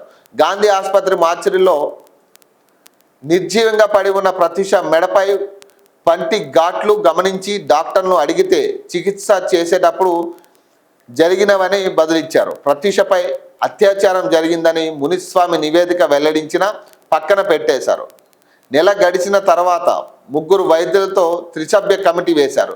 వాళ్ళు ఇచ్చిన రిపోర్ట్ను మాత్రమే ఇప్పటిదాకా కోర్టులకు సమర్పిస్తున్నారు. కనీసం పోస్ట్ మార్టం చేసినప్పటికీ వీడియోలు, ఫోటోలను బయట పెట్టలేదు. సుప్రీంకోర్టు తీర్పు కాపీ చదివిన తర్వాత మా న్యాయవాది సలహాతో ముందుకు వెళ్తాను. నా కుమార్తె చావుకు కారణమైన వారికి తగిన శిక్ష పడే వరకు పోరాటం కొనసాగిస్తా అని పేర్కొన్నారట. ఆమె చాలా బలంగా నమ్ముతా ఉంది. అక్కడ అత్యాచారం చేశారు, అత్యాచారం చేసి చంపేశారని ఆమె తల్లి చాలా బలంగా నమ్ముతా ఉంది. మరి ఆమె చాలా అనుమానాలు కూడా వ్యక్తం చేస్తూ ఉంది. ఏదైతే సజీవంగా పడి ఉన్న, ఏదైతే గాంధీ హాస్పిటల్లో సజీవంగా పడి ఉన్నప్పుడు తన ఒంటి మీద, మెడ మీద పంటిఘాట్లు ఉన్నాయని, అవి నేను క్వశ్చన్ చేస్తే డాక్టర్లు అవి ట్రీట్మెంట్ చేస్తున్నప్పుడు జరిగినాయి అని బదులిచ్చారని చెప్పి, కనీసం ఆ పోస్ట్ మార్టం చేసిన వీడియోను కూడా బయట పెట్టలేదని, ఈ విషయం జరిగిన నెల రోజుల తర్వాత త్రిసభ్య కమిటీ వేసి అప్పుడు వాళ్ళు ఇచ్చిన నివేదిక ఆధారంగానే ఇప్పటి వరకు తీర్పులు వస్తున్నాయని, సో దీన్ని స్వాగతిస్తున్నప్పటికీ కూడా ఖచ్చితంగా ఇక్కడ ఏదో ఒక లోపం ఉందని చెప్పి ఆమె ఇంకా పోరాడతానని చెప్తా ఉందండి. 9 నెలల్లో ఫ్యూచర్ సిటీ మాస్టర్ ప్లాన్ అట. సమగ్ర మాస్టర్ ప్లాన్ 2047 కోసం గ్లోబల్ టెండర్లట. మార్చి 16న టెండర్లు ఓపెన్ అట. రాష్ట్ర ప్రభుత్వం ప్రతిష్టాత్మకంగా నిర్మిస్తున్న భారత్ ఫ్యూచర్ సిటీ సమగ్ర మాస్టర్ ప్లాన్ 9 నెలల్లో సిద్ధం కానుంది. ఇందుకు సంబంధించిన ప్రక్రియను ప్రభుత్వం మొదలుపెట్టింది. హైదరాబాద్ నగర శివార్లోని అమంగల్, ఇబ్రహీంపట్నం, కందుకూరు, కట్టల్, మహేశ్వరం, మంచాల, యాచారం మండలంలోని 74 గ్రామ పంచాయతీలు, 56 రెవెన్యూ గ్రామాలు పరిధిలోని 765.28 చదరపు కిలోమీటర్ల ప్రాంతంలో ఫ్యూచర్ సిటీ అథారిటీని ఏర్పాటు చేసింది. ఫ్యూచర్ సిటీ పరిధిలో 1.80 లక్షల ఎకరాల విస్తీర్ణంలో భూములు ఉన్నాయి. ఇందులో దాదాపు 15,000 ఎకరాలను ప్రభుత్వం ఇప్పటికే సేకరించింది. మరో 15,000 ఎకరాలు అటవీ ప్రాంతంలో సైట్ సఫారీ, ఇతర ఎకో టూరిజం పార్కులు ఏర్పాటు చేసేందుకు ప్రణాళికలు సిద్ధం చేసింది. ఫ్యూచర్ సిటీని ప్రణాళికబద్ధంగా అభివృద్ధి చేసేందుకు సరికొత్త మాస్టర్ ప్లాన్ను కూడా ప్రభుత్వం రూపొందిస్తుంది. కోర్ ప్రాంతంలో అంటే 30,000 ఎకరాల్లో ప్రాథమిక మాస్టర్ ప్లాన్ను, డిపిఆర్ తయారీ బాధ్యతలను సింగపూర్కు చెందిన ప్రముఖ కన్సల్టెన్సీని సంస్థ సుర్భానా జురాంగ్ సంస్థకు అప్పగించింది. ఇప్పుడు తాజాగా మొత్తం ఫ్యూచర్ సిటీ అథారిటీ పరిధి అంటే 74 గ్రామ పంచాయతీల్లోని 765.28 చదరపు కిలోమీటర్ల పరిధిలో మాస్టర్ ప్లాన్ 2047ని రూపొందించేందుకు కసరత్తు మొదలుపెట్టింది. ఇందులో భాగంగా అర్హత కలిగిన కంపెనీల నుంచి ప్రతిపాదనలు కోరుతూ ప్రభుత్వ గ్లోబల్ టెండర్లు పిలిచింది. Bharat future city vision and comprehensive master plan 2047 కోసం రిక్వెస్ట్ ఫర్ ప్రపోజల్ జారీ చేసింది. ఆసక్తి గల పార్టీలు తమ ప్రతిపాదనలతో ముందుకు రావాలని నోటిఫికేషన్లో కోరింది. ఈ మేరకు ఈ నెల 25 వరకు డాక్యుమెంటేషన్ డౌన్లోడ్ చేసుకునేందుకు అవకాశం కల్పించింది. సాంకేతిక ఆర్థిక బిడ్ల దాఖలకు మార్చి 12న సాయంత్రం 5 గంటల వరకు గడువు విధించింది. బిడ్లు మార్చి 16న తెరుస్తామని నోటిఫికేషన్లో ప్రభుత్వం వెల్లడించింది. ఇదిలా ఉంటే మొత్తం ఈ ప్రక్రియను 9 నెలల్లో పూర్తి చేయాలని ప్రభుత్వం భావిస్తుంది. నిర్ణీత కాలంలో మాస్టర్ ప్లాన్ అమల్లోకి తీసుకువచ్చేందుకు ప్రయత్నిస్తున్నట్లు ప్రభుత్వ వర్గాలు చెబుతున్నాయట. మోహన్ బాబుకు హైకోర్టులో చుక్కెదురట. కిడ్నాప్ కేసులో అరెస్ట్ నుంచి రక్షణకు నిరాకరణ. క్వాష్ పిటిషన్పై విచారణ మార్చి 3కు వాయిదాట. మోహన్ బాబు యూనివర్సిటీ ఛాన్సలర్ సినీ నటుడు మోహన్ బాబు హైకోర్టులో చుక్కెదురైంది. విద్యార్థి నాయకుల కిడ్నాప్ కేసులో అరెస్టు నుంచి రక్షణ కల్పించేందుకు న్యాయస్థానం నిరాకరించింది. విద్యార్థి నాయకుల కిడ్నాప్నకు ముందు తర్వాత కూడా కేసులో ప్రధాన నిందితుడు వర్సిటీ పిఆర్ఓ సతీష్తో పిటిషనర్ ఫోన్లో మాట్లాడారని, మెసేజ్లు కూడా చేసుకున్నారని పోలీసులు చెబుతున్నారని గుర్తు చేసింది. ఫోన్ కాల్స్తో పాటు మెసేజ్లను విశ్లేషించి ఫోరెన్సిక్ ల్యాబొరేటరీ నివేదిక అందజేయాల్సి ఉందని పేర్కొంది. ఈ దశలో మధ్యంతర ఉత్తర్వులు ఇవ్వలేమని స్పష్టం చేసింది.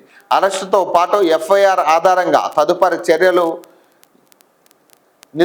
నిలుపుదల చేస్తూ మధ్యంతర ఉత్తర్వులు ఇవ్వాలన్న మోహన్ బాబు అభ్యర్థనను హైకోర్టు తోసిపుచ్చింది. అనుబంధ పిటిషన్ను కొట్టివేసింది. వాణిజ్యంపై లోతైన విచారణ జరుపుతున్నామని పేర్కొంటూ క్వాష్ పిటిషన్పై విచారణ మార్చి 3కి వాయిదా వేసింది. ఈ మేరకు హైకోర్టు న్యాయమూర్తి జస్టిస్ వెంకట జ్యోతిర్మయి మంగళవారం ఉత్తర్వులు ఇచ్చిందట. ఒక్కసారి లోపలికి పంపిస్తే అన్నీ సెట్ అవుతాయి. ఇది ఏంటంటే కొంచెం డబ్బు మదం, అహంకారం ఇట్లాంటివన్నీ పాపం ఆయనకి ఎక్కువైపోయి ఇక ఇష్టారాజ్యం, గతంలో ఒక జర్నలిస్ట్ మీద దాడి చేయడం, ఇట్లాంటివన్నీ కూడా కొంచెం మతి భ్రమించి చేసే పనులు, అహంకారం అడ్డొచ్చి నేనే తోపు అనే ఫీలింగ్లో ఇవన్నీ జరుగుతూ ఉంటాయి. ఒక్కసారి లోపలికి పంపించిన తర్వాత అన్ని సెట్ అయిపోతాయి. మంత్రి వివేక్ ఖాన్వాయ్పై బాల్కా సుమన్ దాడట. మంత్రి వెహికల్పై ట్రాఫిక్ కోన్ విసిరేసి వీరంగం అట. ఇదిగో బాల్కా సుమన్ బీఆర్ఎస్ నాయకుడు, ప్రధాన నాయకుడు. మరి ఆయన ఈ రకంగా వ్యవహరించి ఆయన మీద కేసు కూడా అయింది. నిన్న అరెస్ట్ చేస్తారేమో, నిన్న రాత్రి అరెస్ట్ అవుతాడేమో అని పాపం బీఆర్ఎస్ వాళ్ళు చాలామంది ఎదురు చూసిరు. అరెస్ట్ అయితే కొంత గందరగోళం చేయొచ్చు, ఇంకా పెద్ద ఇష్యూ చేయొచ్చు, ప్రమోషన్ చేసుకోవచ్చు దీన్ని అని అనుకున్నారు. పాపం అరెస్ట్ అవ్వలే. ఏం చేస్తాం, ఇక కేసు అయితే నమోదైంది, అరెస్ట్ చేస్తారేమో, నైట్ తీసుకెళ్తారేమో అనుకున్నారు కానీ అరెస్ట్ చేయలే. ఇప్పుడు ఆయన కూడా అనుకుని ఉంటాడు, ఇప్పుడు ఆయనకు కూడా ఇదే కావాలి. ఓన్ బ్రాండింగ్ మెయింటైన్ చేస్తాడు ఆయన కూడా. బాల్కా సుమన్ కూడా ఓన్ బ్రాండింగ్ మెయింటైన్ చేస్తాడు ఆయన కూడా. ఎక్కడైనా ఏదైనా ఇష్యూ ఉంటే నేను ఉండాలనే గాడికి ముందుకెళ్ళి నిలబడతాడు ఆయన. మంత్రి వెహికల్పై ట్రాఫిక్ కోన్ విసిరేసి వీరంగం అట. ఎక్స్ అఫీషియల్ ఓట్లను అడ్డుకునే యత్నం అట. కేతనపల్లి మున్సిపాలిటీ వద్ద ఉద్రిక్తత. దాడిలో పోలీసులు, కాంగ్రెస్ కార్యకర్తలకు తీవ్ర గాయాలట. ఆందోళనకారులను చెదరగొట్టిన పోలీసులు, కౌన్సిలర్ల మధ్య గొడవ. చైర్పర్సన్ల ఎన్నిక వాయిదాట. మంచిర్యాల జిల్లాలోని Kethanapalli municipal chairperson, vice chairperson ఎన్నిక సందర్భంగా మాజీ ఎమ్మెల్యే బాల్కా సుమన్ ఆయన అనుచరులు వీరంగం సృష్టించారట. రాష్ట్ర కార్మిక గనుల శాఖ మంత్రి వివేక్ వెంకటస్వామి, పెద్దపల్లి ఎంపీ గెడ్డం వంశీకృష్ణ కాన్వాయ్పై రాళ్లతో దాడి చేశారట. మంత్రి వెహికల్ మీదకు ముందుగా బాల్కా సుమన్ ట్రాఫిక్ కోన్ విసరడంతో బీఆర్ఎస్, సిపిఐ కార్యకర్తలు రెచ్చిపోయారు. వీరి రాళ్ల దాడితో రామకృష్ణపురంకు వెళ్లే మార్గంలో రైల్వే ఫ్లైఓవర్ బ్రిడ్జ్ పరిసరాల రణరంగా మారారు. ఇక బాల్కా సుమన్ మీద ఈయన మాట్లాడుతున్నాడు. బాల్కా సుమన్ నీ రౌడీజం నడవదట. ఇక ఇటు ఇక వీళ్ళు తిట్టుకోవడానికే టైం సరిపోవట్లేదు. ఇక వాళ్ళు ఎక్కడ ఇప్పుడు ఒకటి క్లియర్గా మనం ఇందాక మాట్లాడుకున్నట్టుగా ఎన్ని గందరగోళాలు సృష్టించినా అధికార పార్టీకే పెచ్చొచ్చే పరిస్థితి ఉంటుంది. ఈ గందరగోళం సృష్టించడం వల్ల ఏమవుతుందంటే ప్రజల్లో ఇంకా ఎందుకురా వీలాంటి వాళ్ళకు ఓటేసినామని ఇంకా దిగజారిపోయే పరిస్థితి తప్పితే ఏముండదు. ఇప్పుడు అధికార పార్టీ ఆటోమేటిక్గా వాళ్ళని కొనే ప్రయత్నం చేస్తుంది. కొన్ని చోట్ల మీకు పెచ్చింగ్ వచ్చింది. గందరగోళం చేయడం కాదు కదా అక్కడ, అసలు ఫస్ట్ అక్కడ ఏం జరుగుతుంది అనేది చాలా ఇంపార్టెంట్ కదా. మీరు ఆధారాలతో బయట పెట్టండి. ఇగో ఇక్కడ అప్రజాస్వామ్యంగా ఇక్కడ ఎన్నిక అవుతా ఉంది, లేదా అప్రజాస్వామ్యంగా ఇక్కడ వీళ్ళు వ్యవహరిస్తున్నారని మీరు ఆధారాలు బయట పెట్టండి. అది కదా చేయాల్సింది మీరు. ఇప్పుడు ఒక రాజ్యాంగబద్ధ పదవుల్లో ఉన్నప్పుడు ఖచ్చితంగా ప్రజలకి జవాబుదారిగా ఉన్నప్పుడు మీరు ఏం చేస్తే అది చూసి ప్రజలు నేర్చుకునే పరిస్థితి. ఇప్పుడు ఇక్కడ ఏం జరిగింది, ఒక్కసారిగా ఇప్పుడు బాల్కా సుమన్ ఏదైతే ట్రాఫిక్ కోన్ విసరడం వల్ల ఇక దాదాపు మిగతా వాళ్ళందరూ కూడా అదే పని చేశారు, రాలిసిరు వాళ్ళకి. ఇప్పుడు ఏం జరుగుతుంది, ఇప్పుడు ఎవరి మీద దాడి చేసి, ఇప్పుడు మంత్రి ఇప్పుడు ఆయన ఏ పార్టీ అయినా సంబంధించిన వ్యక్తిగా అయి ఉండొచ్చు, కానీ ప్రజలు ఎన్నుకున్న మంత్రి ఆయన. పదవికైనా మనం గౌరవించాలి కదా. మరి బీఆర్ఎస్కి మరి ఎక్కడ చిత్తశుద్ధి ఉంది ఇక్కడ? దేన్ని పడితే దాన్ని ప్రమోషన్ చేసుకుంటామంటే ఎట్లా చెప్పండి? ప్రజల్లో ఒక గందరగోళం సృష్టించేసి ప్రభుత్వ అధికారుల మీద దాడులు చేసి, ప్రభుత్వంలో ఉన్న వాళ్ళ మీద, మినిస్టర్ల మీద దాడి చేసి, ఇక మీరు ఏం చెప్పాలనుకుంటున్నారు మీకనే అర్థం కావాలి కదా.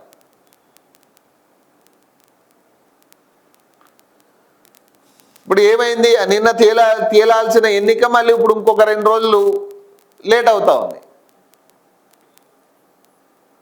ఏం ఉపయోగం, ఏం సాధించారు దీనివల్ల మీరు? ఇప్పుడు తొర్రూరులో కూడా ఇదే తరహాలో జరిగింది. ఏం జరిగింది అక్కడ? కాంగ్రెస్ పార్టీ అధికారంలోకి వచ్చింది.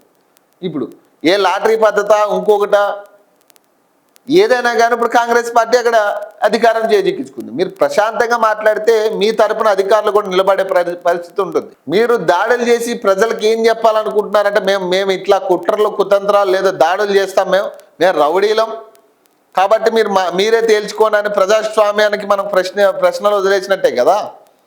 ప్రజలకి మీరు ప్రశ్నలు వదిలినట్టే కదా. ఇట్లాంటి వాళ్ళగా మనం ఓట్లు వేసాం, ఇట్లాంటి రౌడీలను మనం ఎన్నుకోవాలనుకుంటున్నాం, లేదా ఇట్లాంటి రౌడీలుగా మనం ఓట్లు వేసింది ఇన్నాళ్ళు, సచ్చిన వీళ్ళకి ఓట్లు వేయకూడదు అనే కాడికి ప్రజల్ని తీసుకొచ్చే ప్రజల్లో ఆలోచన క్రియేట్ చేస్తూ ఉన్నారు. అసలు రేపు ఇలాంటి వాళ్ళకి ఓట్లు వేయద్దురా బాబు మనం అనే కాడికి తీసుకొస్తా ఉన్నాం. నీ ఫ్రస్ట్రేషన్ ఇంకెక్కడైనా చూపించుకో. చెన్నూరులో కాదు, మంత్రి వివేక్ ఫైర్ అట. నీ చర్యల వల్ల ప్రజాస్వామ్యం కూని ఆయనపై పోలీసులు కేసు నమోదు చేసి చర్యలు తీసుకోవాలని ఆదేశాలట. చెన్నూరులో బాల్కా సుమన్ రౌడీజం నడవదని, అతని బెదిరింపులు తమ దగ్గర సాగవని రాష్ట్ర కార్మిక గనుల శాఖ మంత్రి వివేక్ ఫైర్ అయ్యారట. బాల్కా సుమన్, నీ రౌడీజం ఈడ నడవదు, నీ ఫ్రస్ట్రేషన్ ఇంకెక్కడైనా చూపించుకో. చెన్నూరులో కాదు,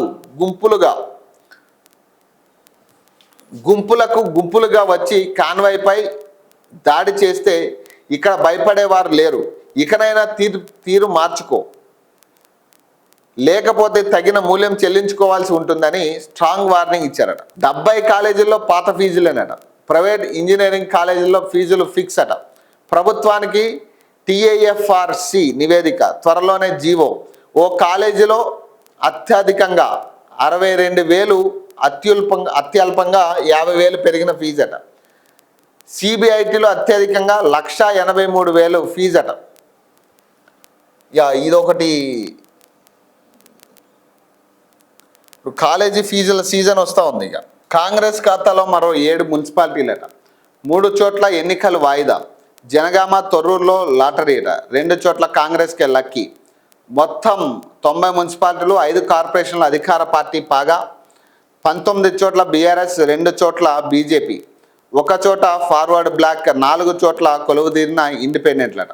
ముగిసిన మున్సిపల్ ఎన్నికలు 22 రోజుల తర్వాత ఎలక్షన్ కోడ్ ఎత్తివేతట. కాంగ్రెస్ ఖాతాలో మరో 7 మున్సిపాలిటీలు చేరాయి. దీంతో రాష్ట్రంలో మొత్తం 90 మున్సిపాలిటీలు, 5 కార్పొరేషన్ల అధికార పార్టీ పాగా వేసింది. 19 చోట్ల BRS గెలవగా కరీంనగర్ కార్పొరేషన్, నారాయణపేట మున్సిపాలిటీని BJP గెలుచుకున్నది. వడ్డేపల్లిలో ఫార్వర్డ్ బ్లాక్, బైంసా, జమ్మికుంట మున్సిపాలిటీలో ఇండిపెండెంట్లు కొలువుదీరారు. ఇబ్రహీంపట్నం, కేతనపల్లి, కాన్పూర్ మున్సిపాలిటీల పాలక ఎన్నికలు వివిధ కారణాలతో 2వ సారి వాయిదా వేశారట. ఇక దేవుడికి గంజాయి ప్రసాదం అట. శంషాబాద్లోని టెంపుల్లో యువకుల రీల్స్ అట. కేసు నమోదు చేసిన పోలీసులు ఖాళీ మెంటల్ ఉంటుంది సుడ్డూరు మీరే అంటూ చేతిలో గాంజాయితో వీడియో అట వైరల్ కావడంతో స్పందించిన సిపి సజ్జనార్. నిందితులను పట్టుకున్న టాస్క్ ఫోర్స్ అట. ఎంత పిచ్చికి దిగజారిలో చూడండి. ఇక మహాశివరాత్రి సందర్భంగా శంషాబాద్ ధర్మగిరి దేవాలయంలో శివుడికి కొందరు ఆకతాయిలు గంజాయి ప్రసాదంగా పెట్టారట. పైగా వారు చేసే పనిని వీడియో తీసి ఇన్స్టాగ్రామ్లో పోస్ట్ చేశారట. ఈ వీడియో వైరల్గా మారి సిపి సజ్జనార్ దృష్టికి వెళ్ళడంతో ఆయన సోషల్ మీడియా వేదికగా స్పందించారు. నిందితులను పట్టుకుని శిక్ష పడేలా చేస్తామని ప్రకటించారు. అనంతరం నిందితులపై పోలీసులు కేసు నమోదు చేశారు. చార్మినార్ టాస్క్ ఫోర్స్ పోలీసులు రంగంలోకి దిగి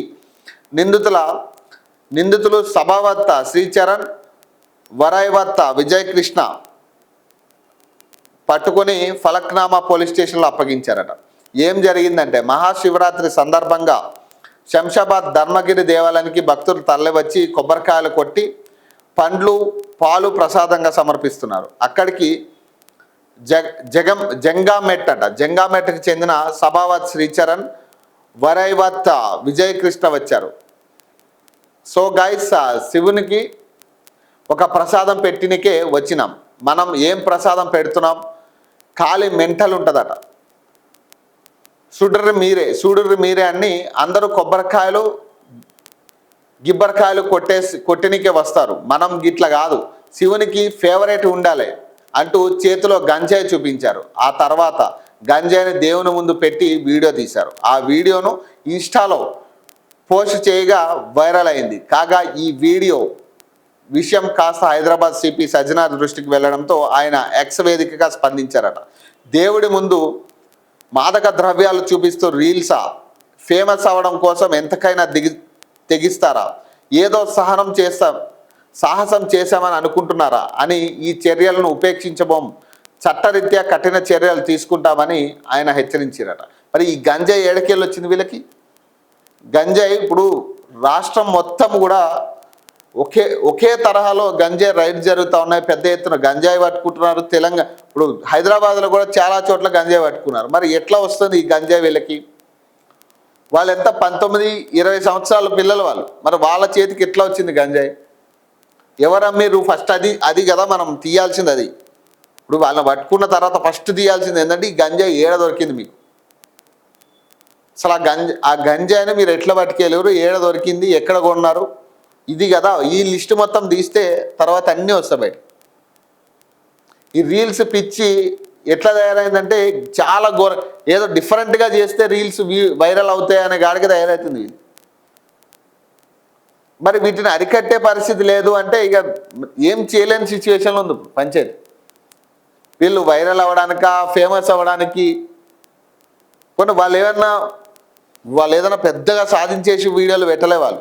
మళ్ళీ దానికి పెద్ద బిల్డప్, మళ్ళీ పెద్ద అందరూ గిబ్బరికాయలు పెడతారు. మేము అట్లా కాదు, మేము డిఫరెంట్గా పెడతాం అని వాళ్ళు వీడియోలో కూడా ఇదే మాట్లాడారు. వాళ్ళు అందరూ కొబ్బరికాయలు పాలు గిబ్బరికాయలు అని పెడతారు. మేము అట్లా కాదు, మేము డిఫరెంట్ ఉండాలా అని చెప్పి ఆ ప్యాకెట్ ఏదైతే ఉందో గంజాయి ప్యాకెట్ శివుడి ముందు పెట్టిరట దేవుడి దగ్గర. ఎంత దరిద్రం, ఎంత ఘోరమో చూడండి అది. మరి ఏం చేయాలి వీళ్ళని? ఇప్పుడు అరచేతిలో ఫోన్ పెట్టి ఆగం చేస్తారట. వృద్ధుల సాయంతో మోసాలకు పాల్పడుతున్న సైబర్ నేరగాలట. అప్రమత్తంగా ఉండాలని సైబర్ క్రైమ్ పోలీసులు సూచనట. సైబర్ నేరగాళ్ళు కొత్త తరహా మోసాలకు తెరలేపారట.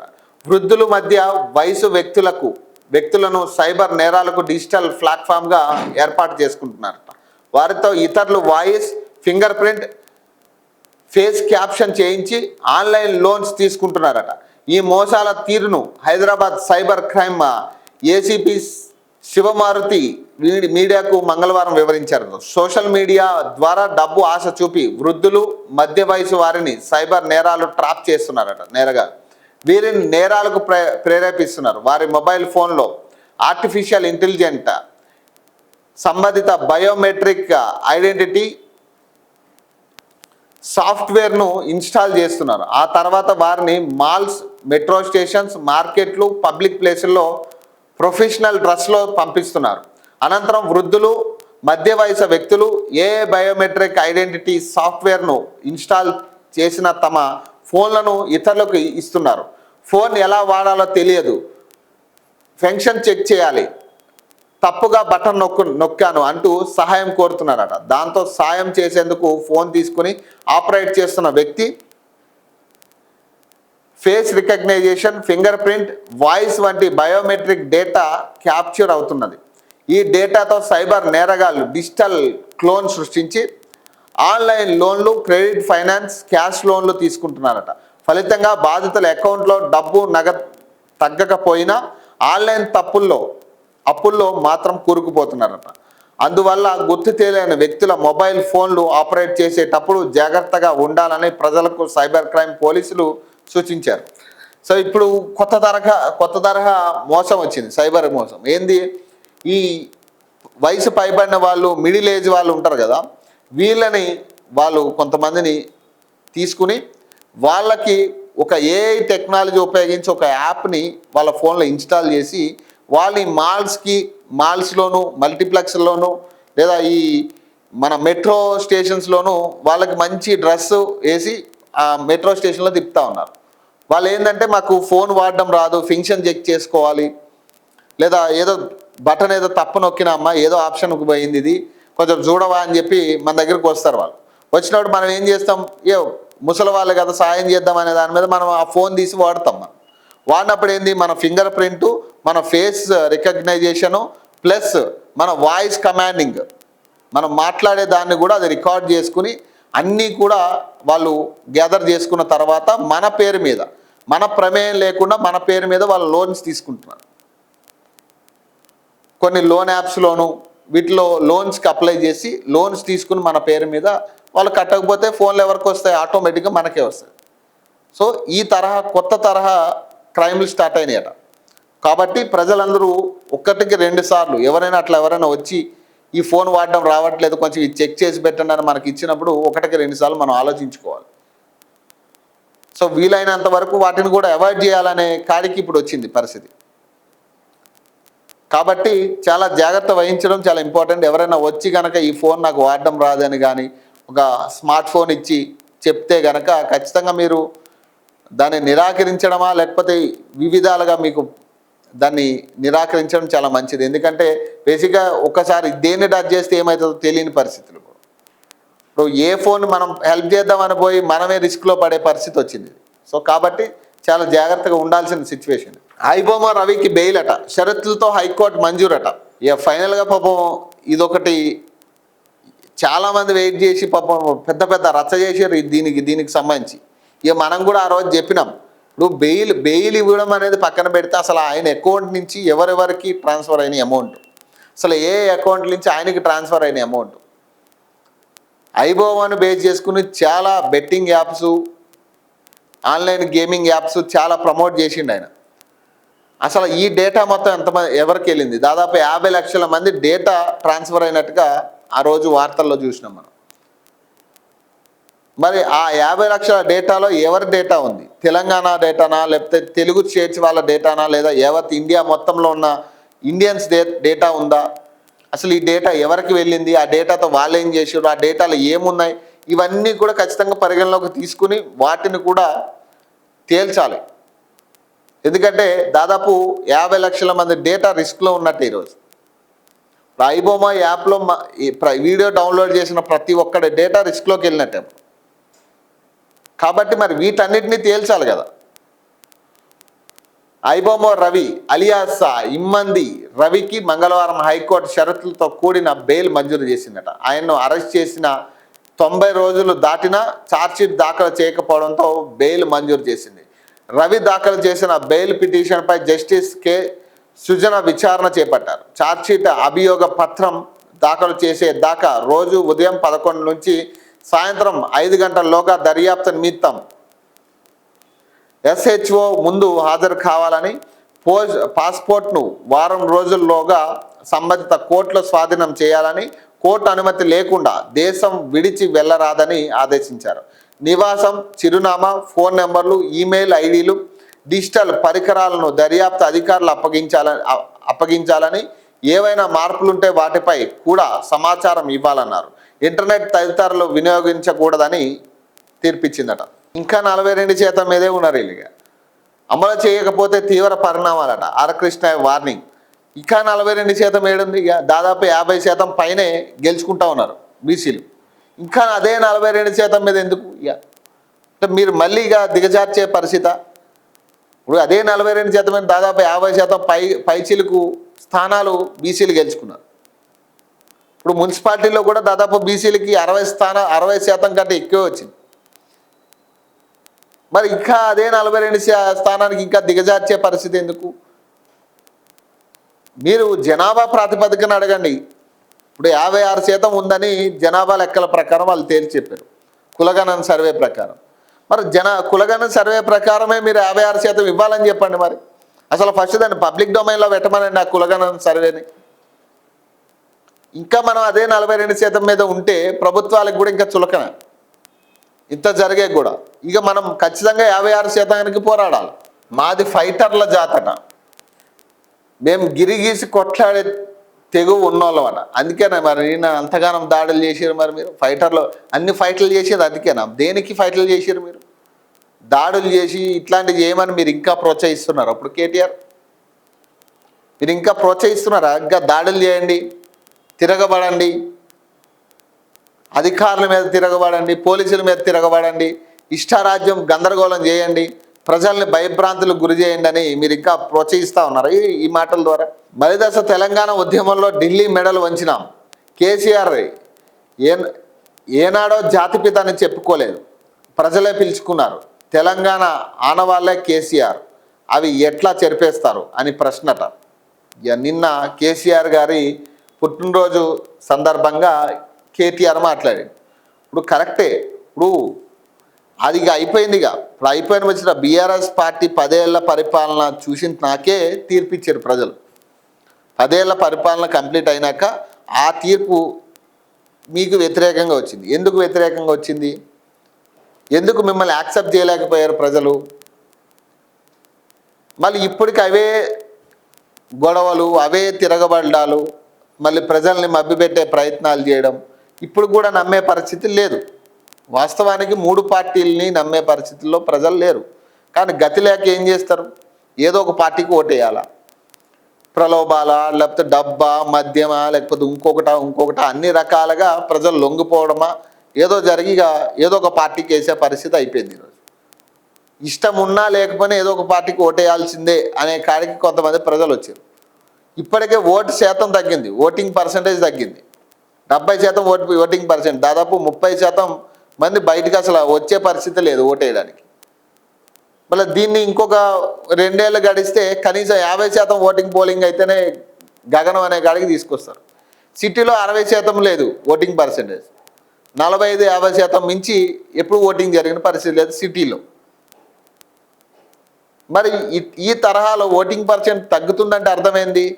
వాళ్ళు అసలు ఎవరికి ఓటేయాలో తెలియని పరిస్థితుల్లో ఆగిపోతున్న సిచ్యువేషన్స్ ఉన్నాయి చాలా. వెళ్ళి ఎవరికొకడికి ఓటేసి రావడం ఇష్టం లేక చాలామంది నోటాకేసే బదులు ఇంట్లో కూర్చుంటే బెటర్ అనే కాడికి వచ్చారు జనాలు కూడా. ఈ తరహాలో మళ్ళీ మీరు ఇదే మాస్ స్టైల్ ఎత్తుకుంటే జనాలు ఇంకా పక్కన పెట్టే పరిస్థితే ఉంటుంది. మీరు బయటికి రావాలి, ప్రజా సమస్యల మీరు చేసిన తప్పులు ఒప్పుకోవాలి, తర్వాత ప్రజా సమస్యల మీద మీరు పోరాడగలగాలి. మళ్ళీ రేపు అధికారంలో వచ్చాక మళ్ళీ మీరు సేమ్ తరహాలో మళ్ళీ 10 ఏళ్ళ పరిపాలన ఎట్లానే చేసిరో, నేనే రాజు నేనే మంత్రి, ఇప్పుడు ఆయన చెప్పుకుంటుండే కదా ముఖ్యమంత్రి, అదే తరహాలో మీరు కూడా చేసారు. మీరేం కొత్తగా ఏమి ప్రజల్లో ఉన్న నాయకుడిలాగా ఎప్పుడు మెలగలే. మీరు కనీసం ప్రజల్లోకి వెళ్ళే ప్రయత్నం కూడా చేయలే ఏనాడు కూడా. కనీసం ప్రజల్ని రప్పించుకునే ప్రయత్నం చేయలే. ఎమ్మెల్యేలకి ముఖ్య నేతలకి అపాయింట్మెంట్ దొరికేది కాదు ముఖ్యమంత్రి దగ్గర. కేసీఆర్ అపాయింట్మెంట్ దొరకాలంటే ఎమ్మెల్యేలే రోజుల తరబడి వెయిట్ చేయాల్సిన పరిస్థితి, ఎప్పుడు పిలుస్తారో తెలియని సిచ్యువేషన్స్. మరి ఇవన్నీ కూడా చేసి వచ్చిన వాళ్ళే కదా మీరు. ఇప్పుడు మాట్లాడేదంతా కూడా ఇప్పుడు ఆల్రెడీ మీరు చేసి వచ్చిందే. ఇప్పుడు వీటికి కారణం ఇప్పుడు తెలంగాణ ప్రజలు ఇప్పుడు ఏదైతే ఇబ్బందులు పడుతూ ఉన్నారో వీటన్నిటికీ ఒకానొక టైంలో కారకులు మీరే. అప్పటి నుంచి ఆ లెగసీ కంటిన్యూ అవుతూ ఉంది. చిత్రహింసలు పెట్టడం, దొంగ హామీలు ఇవ్వడం, ఇట్లాంటివన్నీ కూడా మీ స్టైల్ ఆఫ్ ఇదే కంటిన్యూ అవుతూ ఉంది ఇప్పటికీ కూడా. మళ్ళీ మీరు గెలిస్తే మళ్ళీ ఎక్కడ మళ్ళీ అదే పాత రోజులు మళ్ళీ వస్తాయేమో, మీకు ఓటేస్తే అంతేనేమో అనే సిచ్యువేషన్ తీసుకొస్తాం. ఇక రాష్ట్రంలో బీజేపీనే ప్రత్యామ్నాయం అట, మున్సిపల్ ఫలితాలే నిదర్శనం అట. రామచంద్రరావు బైన్సాలో గెలుపు చరిత్రాత్మకం, అహంకారుల కోట బద్దలు కొట్టామట. కుటుంబ పార్టీలకు సిద్ధాంతాలు ఉండవు, బీజేపీకి బలం కార్యకర్తలైన కామెంట్ అట. స్టేట్ ఆఫీసులో ఘనంగా దీన్ దయాల్ శిక్షణ మహా బిఎస్ అట. ఇక ప్రత్యామ్నాయం ఏమో కానీ నాకు తెలిసి ప్రజల్లో కనీసం ఆలోచన కూడా లేదు కాంగ్రెస్ బీజేపీ పార్టీ ఒకటి ఉందని. ఆ స్థాయి క్రియేట్ చేసుకున్నారు. మొన్న మున్సిపల్ ఎన్నికల్లో పాపం ఎంతో కొంత ఇక రాజీ పడో ఏదో ఒక రకంగా కలిసి పనిచేయాలి, ఇక మనం ఇట్లా కాదు అని మోడీ ఇచ్చిన క్లాస్ పీకడం వల్ల, మోడీ ఇచ్చిన క్లాస్ ప్రభావం అయి ఉండొచ్చు ఏదో, కానీ మొత్తం మీద చాలా కష్టపడి అయితే పనిచేసారు మున్సిపల్లో. కానీ ఇదే తరహా కంటిన్యూ చేస్తారా అనేది కూడా మళ్ళీ మీకే తెలియని అంశం అది. ఇదే తరహా కనుక నాయకులు కంటిన్యూ చేస్తే మేబీ సెకండ్ పొజిషన్లో వస్తుందేమో, కానీ కనీసం అది కంటిన్యూ అవుతుందంటే మీకే డౌట్. అది మీ నాయకులు సక్రమంగా పనిచేస్తారా, కంటిన్యూగా ఇదే తరహాలో ఇంత సీరియస్గా పనిచేస్తారంటే అది జీరో, తెలీదు. సో అది లోపించే ఇన్నాళ్ళు మీరు థర్డ్ ప్లేస్లోకి పరిమితమయ్యారు. కాబట్టి ఇప్పటికైనా దాన్ని మీరు కొంచెం కరెక్ట్ చేసుకుంటే బాగుంటుంది. ఇక మంత్రులకు టెన్షన్ అట. రేపే హస్తినాలో సీఎం పిసిసి చీఫ్ మినిస్టర్లతో ఏఐసిసి సమావేశం అట. ఒక్కొక్కరితో విడివిడిగా భేటీ కానున్న అగ్రనేతలట. నేడు ఢిల్లీకి అమర్చిలు అధిష్టానం వద్ద ఇప్పటికే ప్రోగ్రెస్ రిపోర్ట్ అట.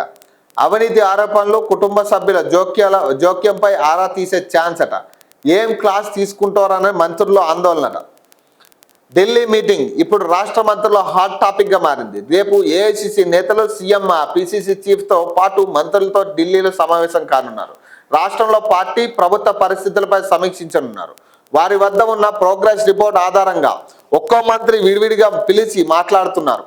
దీంతో అసలు ఢిల్లీ మీటింగ్లో ఏం జరగనుందని, అధిష్టానం ఎవరికి క్లాస్ తీసుకుంటుందని, ఎవరిని మెచ్చుకుంటుందని, అసలు తమ ప్రోగ్రెస్ రిపోర్ట్లో ఏముంది అనే టెన్షన్ మంత్రుల్లో నెలకొన్నదట. తమ పనితీరుపై హైకమాండ్ రెస్పాన్స్ ఎలా ఉంటుందని మెజార్టీ మంత్రుల్లో ఆందోళన కనిపిస్తుంది. ఈ క్రమంలోనే నేడు సాయంత్రం వారంతా ఢిల్లీకి చేరుకోనున్నారు. జూబ్లీహిల్స్ బైపోల్, పంచాయతీ, మున్సిపల్ ఎన్నికల్లో వారి పనితీరుపై సమీక్ష ఉంటుందని సమాచారం అట. మంత్రుల పెర్ఫార్మెన్స్ పై అధిష్టానం వద్ద ఇప్పటికే పలు నివేదికలు ఉన్నట్లు తెలిసింది.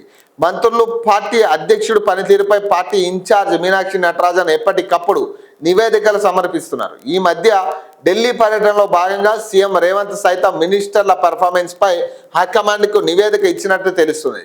అధిష్టానం సైతం ఆ రెండు నివేదికలతో సంబంధం లేకుండా ప్రత్యేక దూతల ద్వారా మరో నివేదిక తెప్పించుకున్నట్లు ప్రచారం జరుగుతున్నది.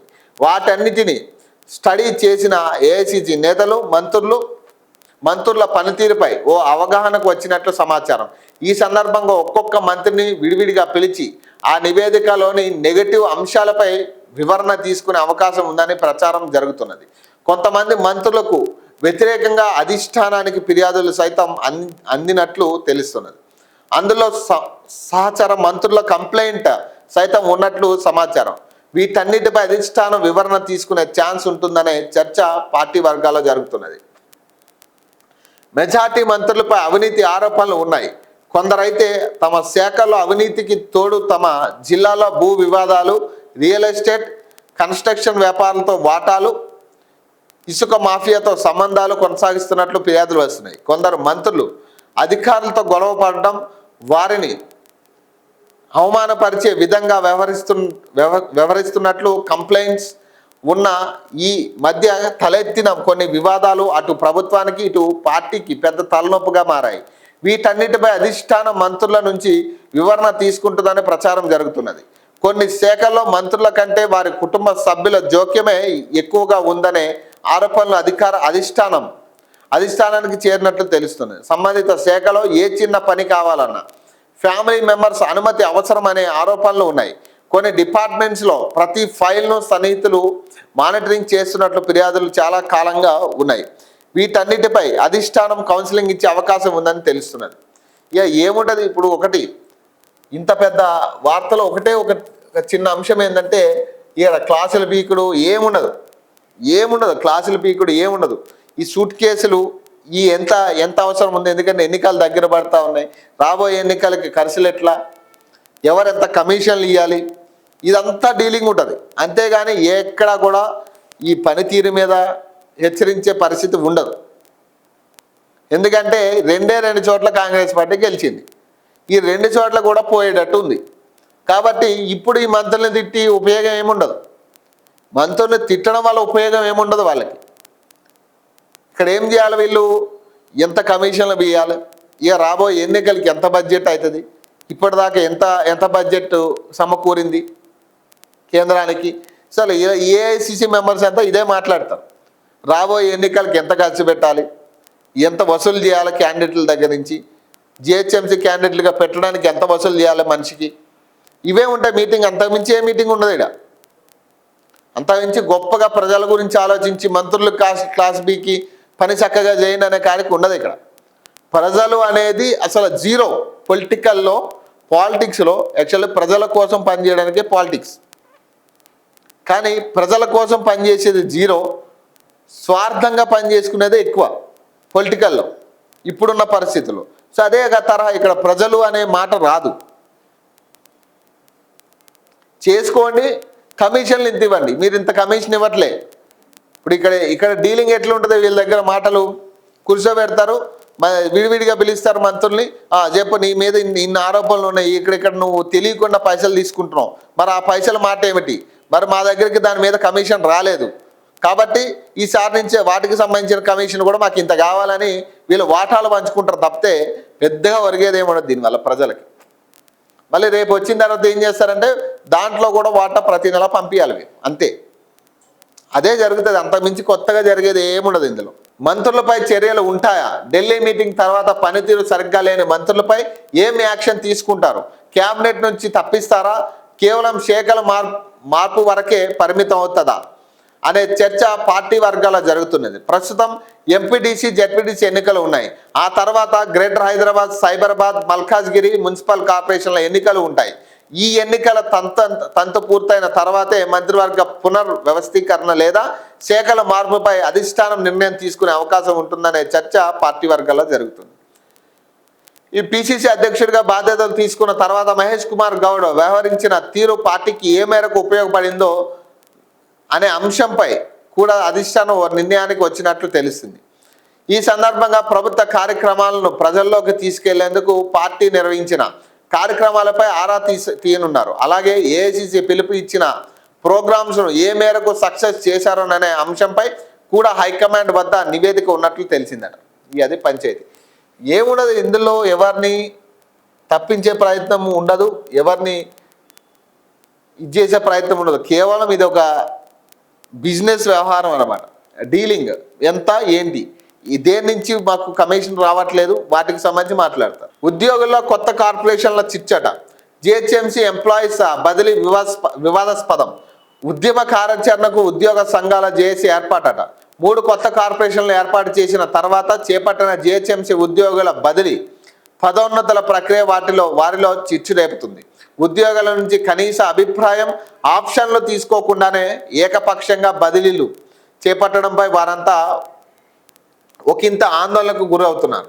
ఈ క్రమంలో ఉద్యోగుల సమస్యలను పరిష్కరించి న్యాయం చేసేందుకు 9 ఉద్యోగ కార్మిక సంఘాల జాయింట్ యాక్షన్ సమావేశం మంగళవారం ప్రధాన కార్యాలయంలో నిర్వహించారు. ఏళ్ల తరబడి పదోన్నతుల కోసం ఎదురు చూస్తున్న సుమారు 284 మంది ఉద్యోగులు అర్హత కలిగి ఉంటే కేవలం 74 మంది ఉద్యోగులకు మాత్రమే పదోన్నతులు కల్పించడం, ఉద్యోగులకు కనీస సమాచారం కానీ వారి అభిప్రాయం తీసుకోకుండానే అధికారులు ఇష్టారాజ్యంగా చేపట్టిన బదిలీలను తప్పుబట్టారు. ఈ ఆకస్మిక నిర్ణయాల్లో ఉద్యోగుల సీనియారిటీ, పదోన్నతులు, సర్వీసు రక్షణపై నీలినీడలుగా కమ్ముకున్నాయని జేఏసీ నేతలు ఆందోళన వ్యక్తం చేశారు. 3 కొత్త కార్పొరేషన్ల ఏర్పాటు తర్వాత ఉద్యోగుల సీనియారిటీని ఎలా పరిగణలోకి తీసుకోరంటూ అంశంపై స్పష్టత లేకపోవడం ప్రధాన సమస్యగా మారిందని, 3 కార్పొరేషన్లకు కలిపి కామన్ సీనియారిటీ ఉంటుందా లేదా విడివిడిగా జాబితాలు రూపొందిస్తారా అన్నది తేలకపోవడంతో తమ కెరియర్ దెబ్బతింటుందని ఉద్యోగులు ఆందోళన చేపడుతున్నారు. జేఏసీ వెల్లడించింది. పాత జిహెచ్ఎంసీ సిబ్బంది విలీనమైన మున్సిపాలిటీల సిబ్బందికి మధ్య సీనియారిటీ విషయంలో ఎలాంటి వివాదాలు తలెత్తకుండా ప్రభుత్వం పారదర్శకమైన మార్గదర్శకాలు వెంటనే విడుదల చేయాలని జేఏసీ నేతలు డిమాండ్ చేశారట.